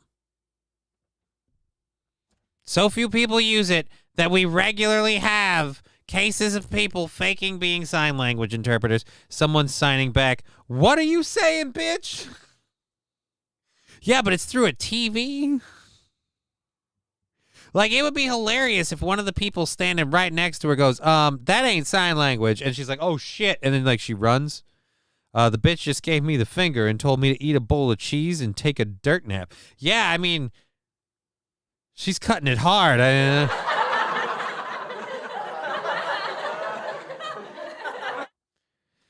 The train is beating off again. I mean, maybe. Maybe it is. I have no idea. It doesn't work for me. I gotta have more cowbell. Thank you, Doogie Mr. Fix-It, for following the channel. All she had to do was pretend to be transgendered like the rest of them. Well, then they wouldn't ever have called her out because then it would have been a hate crime. You know, you're not allowed to critique those people. Don't worry. The WEF will put an end to sign language as disinformation. Oh. Cheer 100 change of topic. What's the point of the braille signs in front of the bathroom? How the fuck is the blind guy going to find the sign? Well, I mean, it doesn't work for me. I gotta have more cowbell. Thank you very much for... Well, I don't know why that came through all of a sudden. But I don't have a list of anything on there. Yeah, you have a point. How is the blind guy going to find the... Again, I don't know. There's a lot of questions. It's just a lot of questions. How about having a licensed sign language interpreter? I mean, there are licensed services and licensed sign language interpreters. Like you said, this lady came to him. Or the stoplight. Well, if you're blind, you shouldn't be driving. Okay, I think that's just that's a given. Like that, we all understand. If you're blind, cheer 100 braille on bras is better. Thank you, Balls Deep. That's awesome.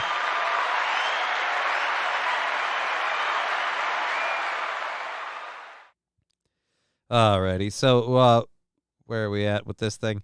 Did it end? Did the train go to bye-bye? Oh, yep. We're all done with the train. All right, now it's Q David coming back going, hey, man, we should get a train. Yeah, no, but thanks. Anyways, braille on bras. I mean, there's usually a couple of... Nope.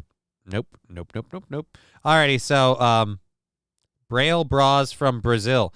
That is a very tongue-twisted way to say it. I'm going to invite an app... I'm going to invent an app for the smartphone which translates everything to braille. How do you feel the braille on the phone?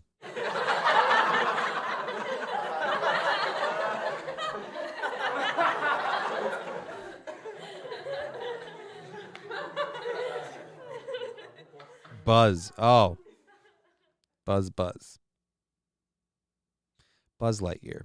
Anyways, on that amazing brain fart. Alrighty. So our last story from the third hour of the show, then we'll get into our overtime stuff. This is a game streamer named Asmongold. Now, or Asmongold. Anyways, he's a pretty popular streamer for World of Warcraft. He's branched out into other games, but he's very, very big on Twitch. And well, let's just let this video kind of show you how he feels. He has some opinions. Let's just say that. Or run away, get away from the boss. Oh, he's watching a stream. If my internet cut off, I'm going to during a bed. live show, well, we wouldn't have a show anymore, and that is. I'm not so good for fucking business. sick of this shit. I've never had an interruption. I'm during going the to show bed. This with is the- ridiculous. This is outrage. I gotta go to sleep, guys. I'll see you guys later. I don't know if I'm even gonna be able to go to sleep. Add 2 of 6. So he doesn't really so he's watching a thing and reacting. Fuck Google. Oh.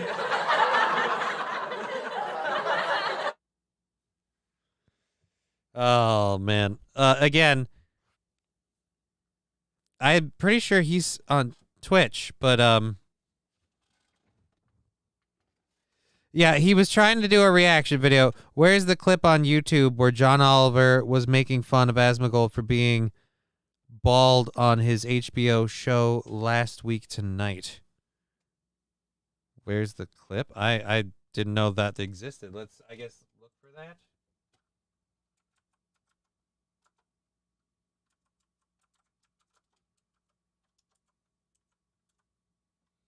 John Oliver roasts Asmongold. Okay,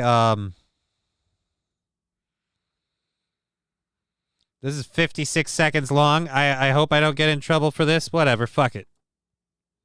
Holy shit, Asmongold is on the Tonight Show. No, I'm not. Yes, it's true. Is it because he has a bald patch, or? Yeah, it's a kind of very weird haircut, so it's growing from one side. Wait a minute. Wait a minute. Hold on. Stop. You're telling me this guy is bald? This guy? This guy? This man right here? You're telling me that this guy is bald? Bald, you say? You know what? I think you might actually be right. He looks like he kind of grew his left sideburn into a rat tail and then... Okay, all right. I'm fucking done. I'm fucking done. Fuck you, John Oliver. Suck a dick. I'm done. I'm not watching the rest of it. No, I'm fucking done with that. Fuck you, bitch. Fuck you. Okay, yeah, no, that's... The ending was just, it was too personal, okay? It was too goddamn fucking... Wow. That's insane. Google Fiber cures what? Cures apple constipation. I have no idea what that means.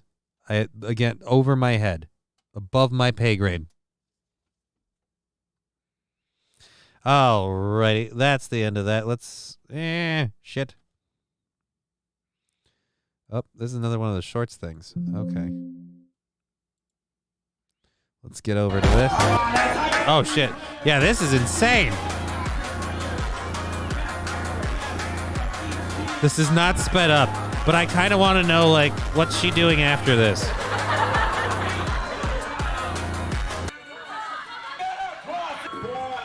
Like, Jesus.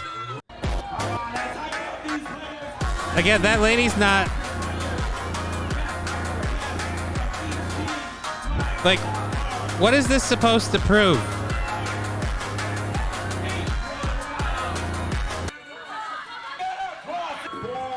I don't get what that's supposed to prove. Like, if she's solid, I mean, yeah, she's a solid chick. Like, it's kind of paused right at a good point for that. Like, I mean, let's not lie. All right, not bad, not bad. It's a strong core. Just look at that. It's a strong core. No, see, I said it's a strong She has a strong core. I don't know if I like you driving. Oh, Jesus. I don't even know what that was. I don't want to. I'm not going at anything that I don't know about. That's dangerous territory.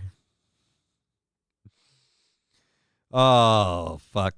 So, ball smashing thighs. Like, don't get me wrong. I totally would. If she's age appropriate. I don't know that. I'm assuming she is. But still. I mean, really?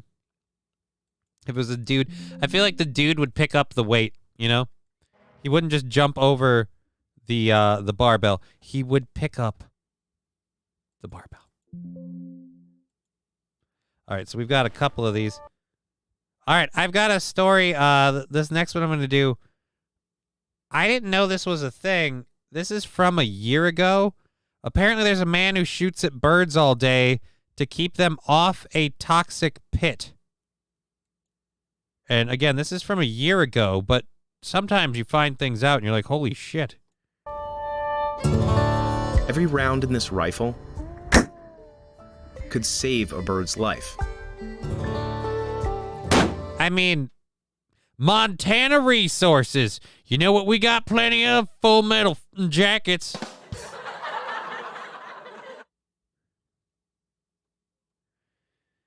Covenant Gardens, have you seen Tom Hanks video? It's called Tom Hanks is a Secret WS Beer. It's pretty funny is why I bring up the Tom Hanks video. I have not seen the Tom Hanks video. We'll see if we can get some time for that. What a kick-ass job. I mean, this is his full-time job. I mean, apparently, lasso those calves.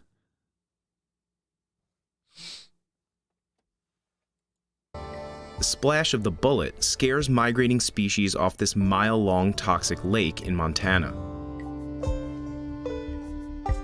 If birds land there for more than a few hours, the acidic water cooks them from the inside out. Oh! It's Mark Mariano's mission to make sure that doesn't happen. Yep, Mark Mariano, Waterfowl Protection Specialist. You gave yourself that title. I mean, come on.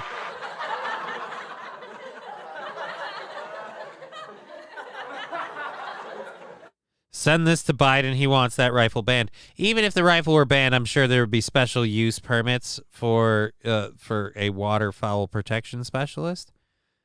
But again, Biden also thinks that the big problem with police officers is that they have too many bullets in their gun. I really think Biden should stop sharing his thoughts. We invented that title, but it fits. He uses a multi-million-dollar arsenal of high-tech tools to keep birds off of what used to be a copper mine in Butte, Montana.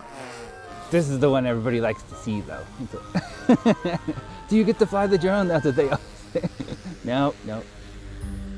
What's now a toxic bird bath started out as an open pit mine 65 years ago. But in 1982, the company that owned the mine shut down the water pumps. Groundwater started to seep in, creating sulfuric acid that leached metals out of the rock. People have been shooing birds off the Berkeley pit ever since. And some of the methods they've developed here could help protect the estimated hundreds of millions of birds killed by industrial activity every year. I'm just stupid fucking birds. Snow geese, avocets, fuck them, and grebes. Oh, fuck grebes. All right? I don't know if you know, but they are greeby. Few of the species that stop in Butte on their journey north in spring and south in fall. And Mark loves them all. And your widgeon, teal. I mean, I dream, sleep, eat, and poop, ducks.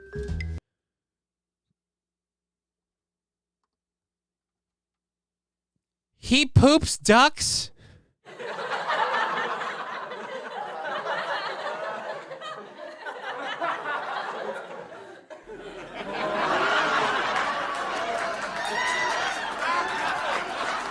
He eats duck.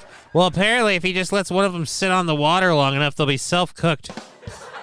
And, what a quack. Oh, boo. Boo.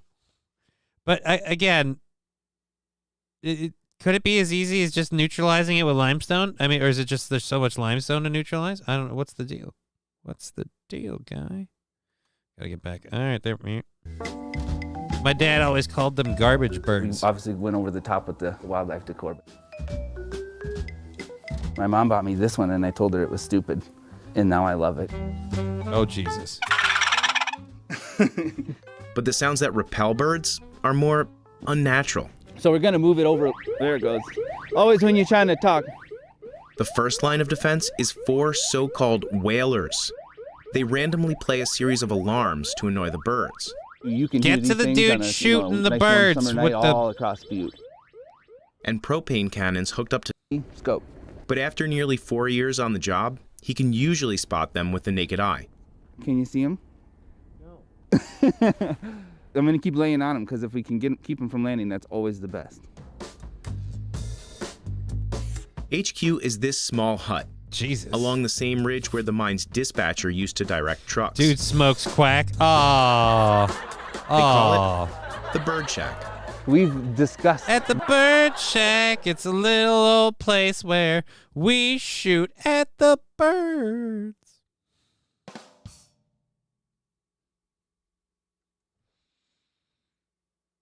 Renaming it something more professional sounding than Bird Shack, but it's become such kind of a colloquial term that we kept it. During peak season, someone like Mark comes up here every hour to do what they call hazing. I remember hazing. We phased it out of colleges. Thank God we're keeping it with the birds. It was always for the birds. Hazing. That's the technical term for annoying birds that land on the pit, so they fly away. We got a group coming in. 1, 2, 3, 4, 5. And it looks like more shovers. So there's 33. 2, 3, 43. When they first started scaring off birds 30 years ago, their only tools were a rifle and a clipboard. They did. God bless America.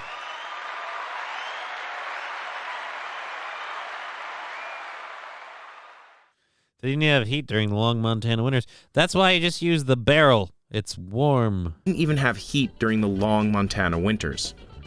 Look at all that taxpayer money hard at work. Even if the miners' records looked like a real-life game of duck, duck, goose. Oh, come on. Duck, duck, goose. Boo. Boo. Boo this man! You had Duck Hunt sitting right there, man. Like a real live game of Duck Hunt. Duck Hunt. Duck, duck, gray duck. That changed in 2016. When we decided we could finally just kill the goddamn birds. Fuck all these bitches. They taste delicious, and we will eat them all. Snow geese migrate through Montana every year, but that November, an estimated 60,000 of them landed on the pit. Essentially, the entire snow goose population of our flyway came overnight, hit a nasty storm, and ended up using the worst rest stop that they possibly could. This could be myth now, you know, but they shot the gun so many times the barrel like essentially curved because it got too hot. About 3,000 birds died in a matter of days, according to the U.S. Fish and Wildlife Service. Those guys choke up when they, you're a burly miner talking about coming out here and seeing, thousands of snow geese on there. After that, the companies working to clean up the pit brought in experts to devise a more scientific approach. The researchers discovered that the pit attracts over 50 bird species, not just ducks and geese. Tier 100 turn the pit into a landfill. Companies invested. Once it's full, put a tarp over it, problem solved. I mean, we could go that way. I feel like that might work, but I don't know, man. It just, Jesus. They need to call the team that built the cover for Chernobyl and build part 2. Oh. Like, you can't just cover it up, though. That's the thing. There's, like, pumps and stuff that kept the groundwater from spilling over.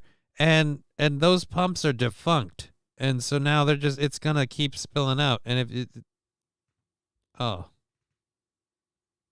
hundreds of thousands of dollars into fancy high-tech tools, but many the bird drone didn't work. It turns out that each kind of bird responds differently. With each of the technologies, as well as the simple stuff, a combo of them can help sometimes. And then usually one will pick up where the other leaves off. By the way, this is a super acidic water. You keep firing those copper bullets in there. I'm sure that's going great. Just fucking pump the water to California and other desert people. The aerial drone is most effective when birds land on ice or the shore, where there's a risk a bullet could ricochet. Mark's high-powered laser works well on American coots and other species that... come on. Oh, wait, those are white coots. Like to migrate at night. In 2016, they custom-built drones just for the pit.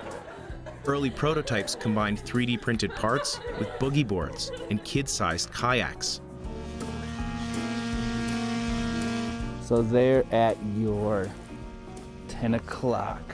Today, technicians use a remote control to operate what they call the water dog. Here's the group. Oh, they probably so now you guys are just like fucking playing with toys on the water.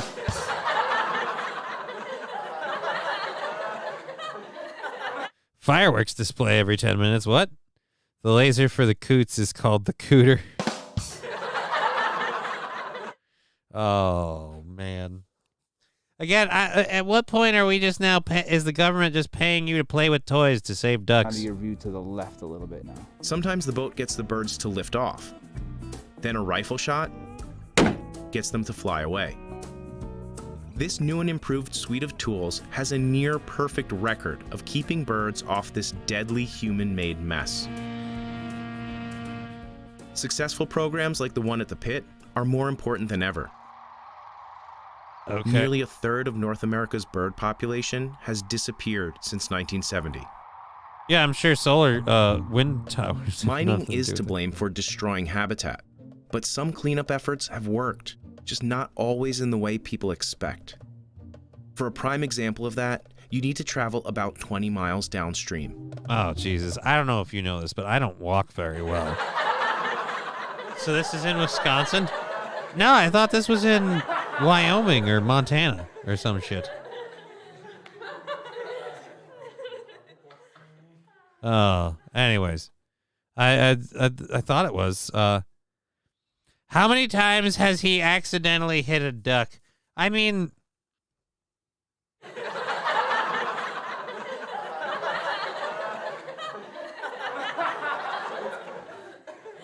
I didn't want to talk about it, but I'm pretty sure he's probably accidentally hit a duck a lot. Like a lot. Oh, stress relief. Hey, how many times do you ever have to worry about one of those guys being like, hey, let's scare the birds off the water, and now I want to see if I can take one of them out, just while we're waiting. Damn it, Timmy, I told you to shoot near the ducks only. Oh, fuck. Alrighty, so, well, alright. Maybe I don't know. Do we want to go into that other story? That other story that I have for the overtime thing isn't really of any interest, I think. It's kind of bleh. So, let's close that out there. Do I really want to do that? This one, yeah, that's going to be too long to go into. That's a 17-minute video, and there's parts that I have the things, but that's no. So we'll stick with this just a little bit longer. Yank. Let's see where. Every year, hundreds of thousands of birds stop here. Okay. The Warm Springs Wildlife Management Area. It's where researchers Stella Kaposha and Gary Thank you Swan for that come 20 bits, to count Wilmer. birds. Oh, great. We got some They're American gay. opposites. It's a biodiverse haven that has hosted more than half of Montana's bird species. Right. But just like the Berkeley Pit, it was created by humans. Oh. This is a constructed area that now has then turned into a preserve for the wildlife. In 1908, a flood washed mining waste from Butte into local waterways. Okay. It killed fish and made the water unsafe for humans. Awesome. We're After so that great. catastrophe, these ponds were built so that hard metals could seep out of the water before they run downstream. Okay. Giant hoppers neutralize the water with lime. So why can't we do keeps this with the things other one? clean and safe enough for wildlife. So the event happened in a single month in 1908, and here we are still getting it cleaned up. Feels wonderful because we can correct the problems of the past. No, we can't. Remember, it's all global warming. We got to get rid of our gas stoves. We got to throw it all away. We got to start living in Mother Nature and only eating vegetables. Cow farts will kill us. There is no solution but to regress. Humans are in competition with each other to see who can fuck up the planet the most/worst. Yeah, and I got bad news for you. We aren't even the best in America anymore. We've been beaten by China and Central American companies and South American countries, not companies. Companies. Someone's getting ahead of the playbook, sir. Anyways, oh fuck. We can fix the stuff of the past. You want to go talk to some woke people with that message? I feel like they didn't get it. They kind of missed the fucking announcement. Whoa, Jesus, not that screen. I can't fucking do this to save my life today. Experts caution that it's impossible to erase over 100 years of mining pollution. But with people like Gary, Stella, and Mark on the job, the future for Montana's birds might be looking up. But not if you're a wild turkey. What? I am by no means a seasoned turkey hunter, so this is my very first. But we saved every... No. We made it real traditional, like a chicken waterfowl hunter as well. And what that has taught me about protecting the waterfowl at the pit is just priceless. I wake up without an alarm every morning, and I'm, happy to go, literally rescue birds. Rescue birds that I plan to shoot later. Home, What does shitty whiskey have to do with ducks? I mean, was there shitty whiskey involved? Waterfowl hunter as well, and what that has taught me about protecting the waterfowl. Where's the shitty whiskey? Is just priceless. I wake up without an alarm every morning, and I'm, happy to go, literally rescue birds. And most days you walk home. Where's the shitty whiskey? What? Oh, he said wild turkey. Oh.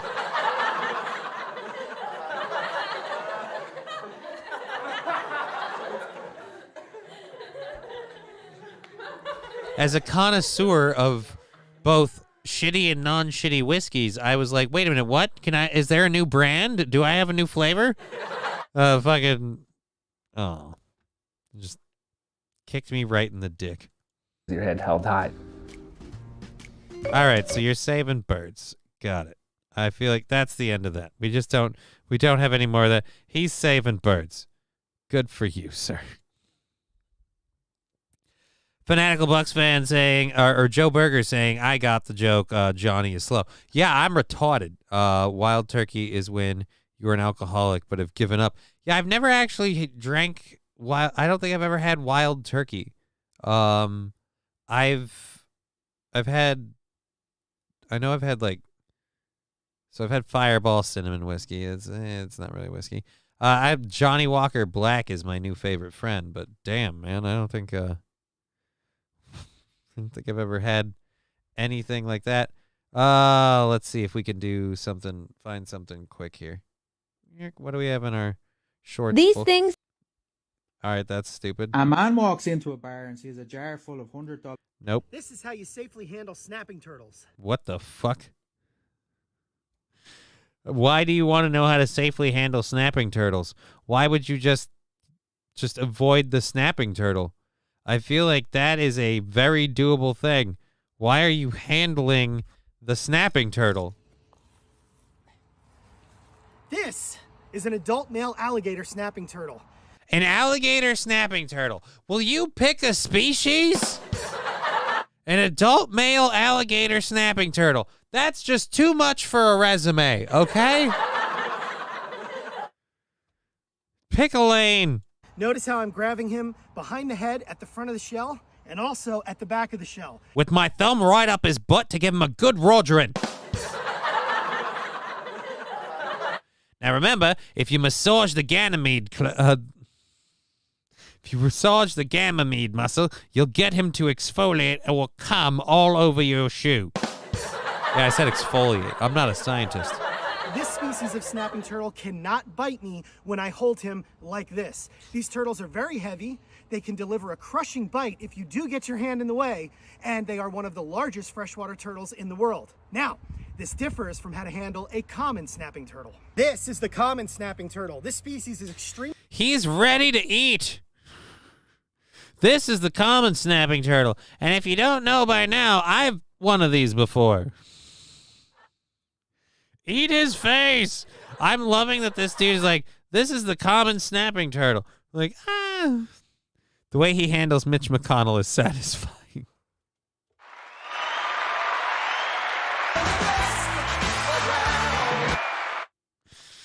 Extremely fast, and they have a longer neck, which means they can bite you from the sides and they can swing their head backwards to get you. The only safe way to handle this species is by grabbing them from the back half of the shell, preferably here at the marginal scutes. Sometimes with the marginal scutes.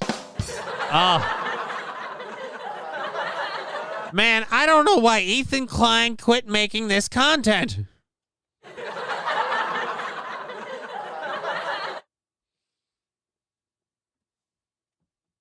He looked happier when he was skinny and he was just thumb fucking turtles. So a snapping turtle fucked an alligator and boom, a new species. And the weird part is, Fanatical Bucks fan, both the alligator and the snapping turtle were cool with it. That's the scary part. That is horrifying. Bigger animals, because this one is not full grown yet, I like to grab them from down here too, but watch out for those claws because they are very sharp. Children should never attempt to handle a snapping turtle of any type or size. This is how you safely handle snap. This is how you safely handle snappers. Alrighty, anyways.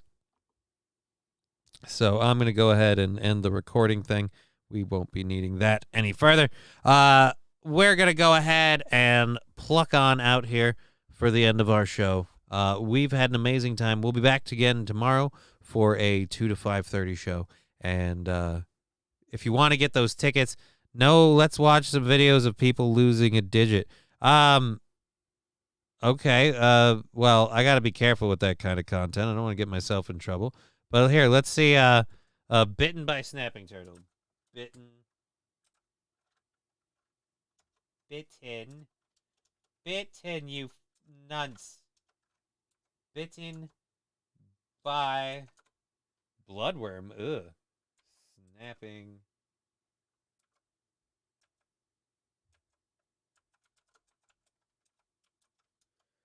Bitten by snapping turtle. Oh, dear Lord.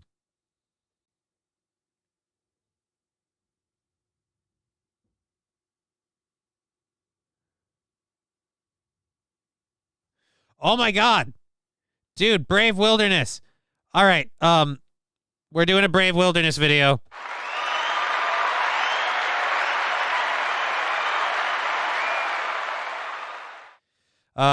So Brave Wilderness is on YouTube. Feel free to like and subscribe to Brave Wilderness on YouTube. They apparently do an alligator snapping turtle bite. Holy shit. This could be amazing. Why the fuck are you even touching any snapping turtle? I mean, if you see them,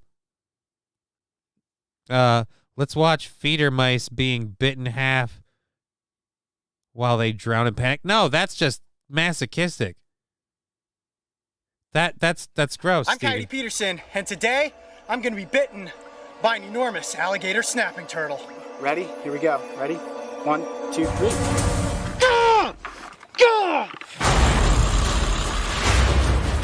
God damn it!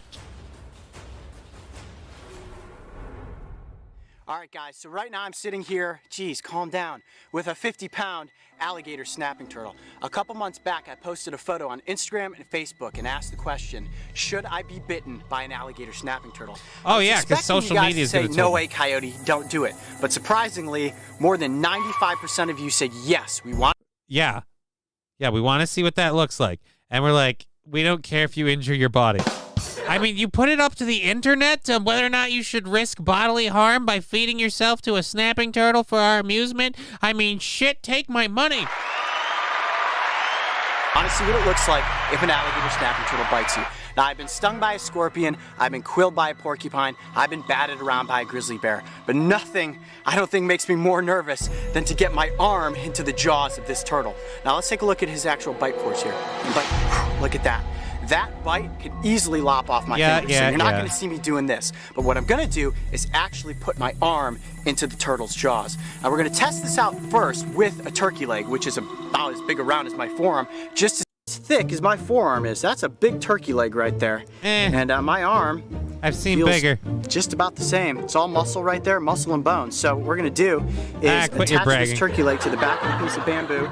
I'm going to reach it out, and I'm going to let that turtle latch down on this, and we're going to see just how hard and deep his jaws cut into that meat. I mean, if he cuts all the way through down to the bone, I don't know, guys. I don't want to get injured so bad that I'm sent to the hospital. He gets through this turkey leg. He's getting through my arm. You ready? Yeah. All right, bring that dragon in here. All right, so lay him just kind of right up top here. He's not a dragon, he's an alligator snapping turtle. Got a good shot on that? He is so angry right now. This is an alligator snapping turtle biting down on a turkey leg, ready? Oh my goodness. Oh my gosh. Holy cow, did you see how deep his beak just went into that meat? Yeah, dude. Dude, guys, I don't know about that. He's breaking bones if they're in there. There you go. Oh my gosh, you hear that? That's when they bite the worst, when you start moving. We don't have much of a turkey leg anymore at this point. No, you have all of the turkey leg there. The meat is just falling off a lot. The meat is just falling off. That Some was of a it solid turkey leg. That is his lower beak. That's the hole that the lower beak made. Okay, so he has a big beak. Whatever. Let's see you do the whole thing. Where are we at the you getting? There we go. About to enter the strike zone with the alligator snapping turtle. Adam, you got a good hold on him? All right, Mark, you ready? GoPro, ready? All right, so you're wearing a cast? 1, 2, 3. Ooh,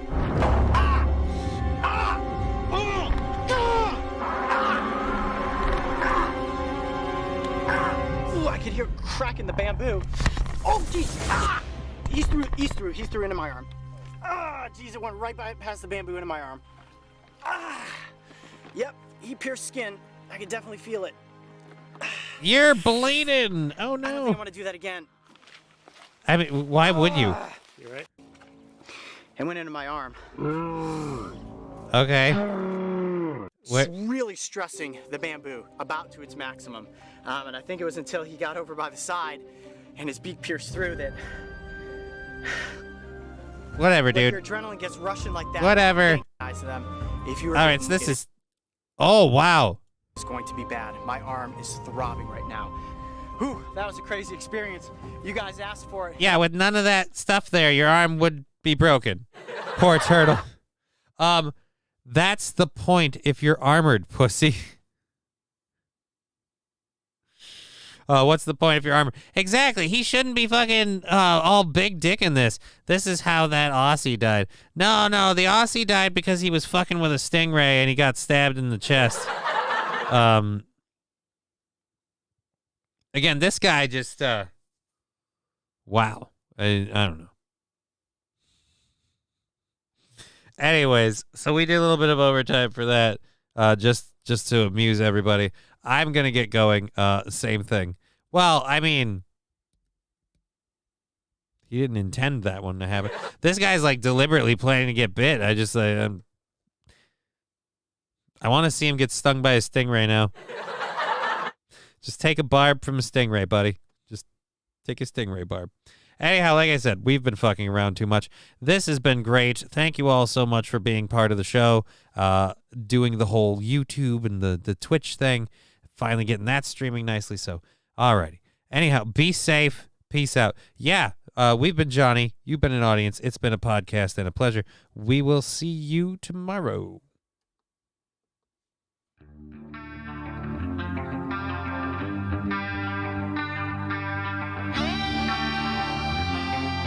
Great show per usual.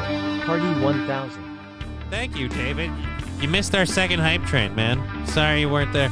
Your Twitch chat and your YouTube are feuding. Why? We're all friends. Next show, how to start a fire with one hand. I mean, is that just like vigorous masturbation?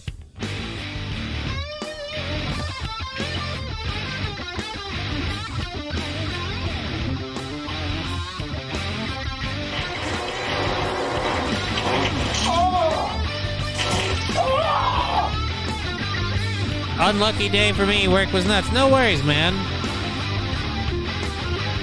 It's not my bag. That's not a bag. That's my fucking coochie that's hanging out. You'll all be dead now if it wasn't my David.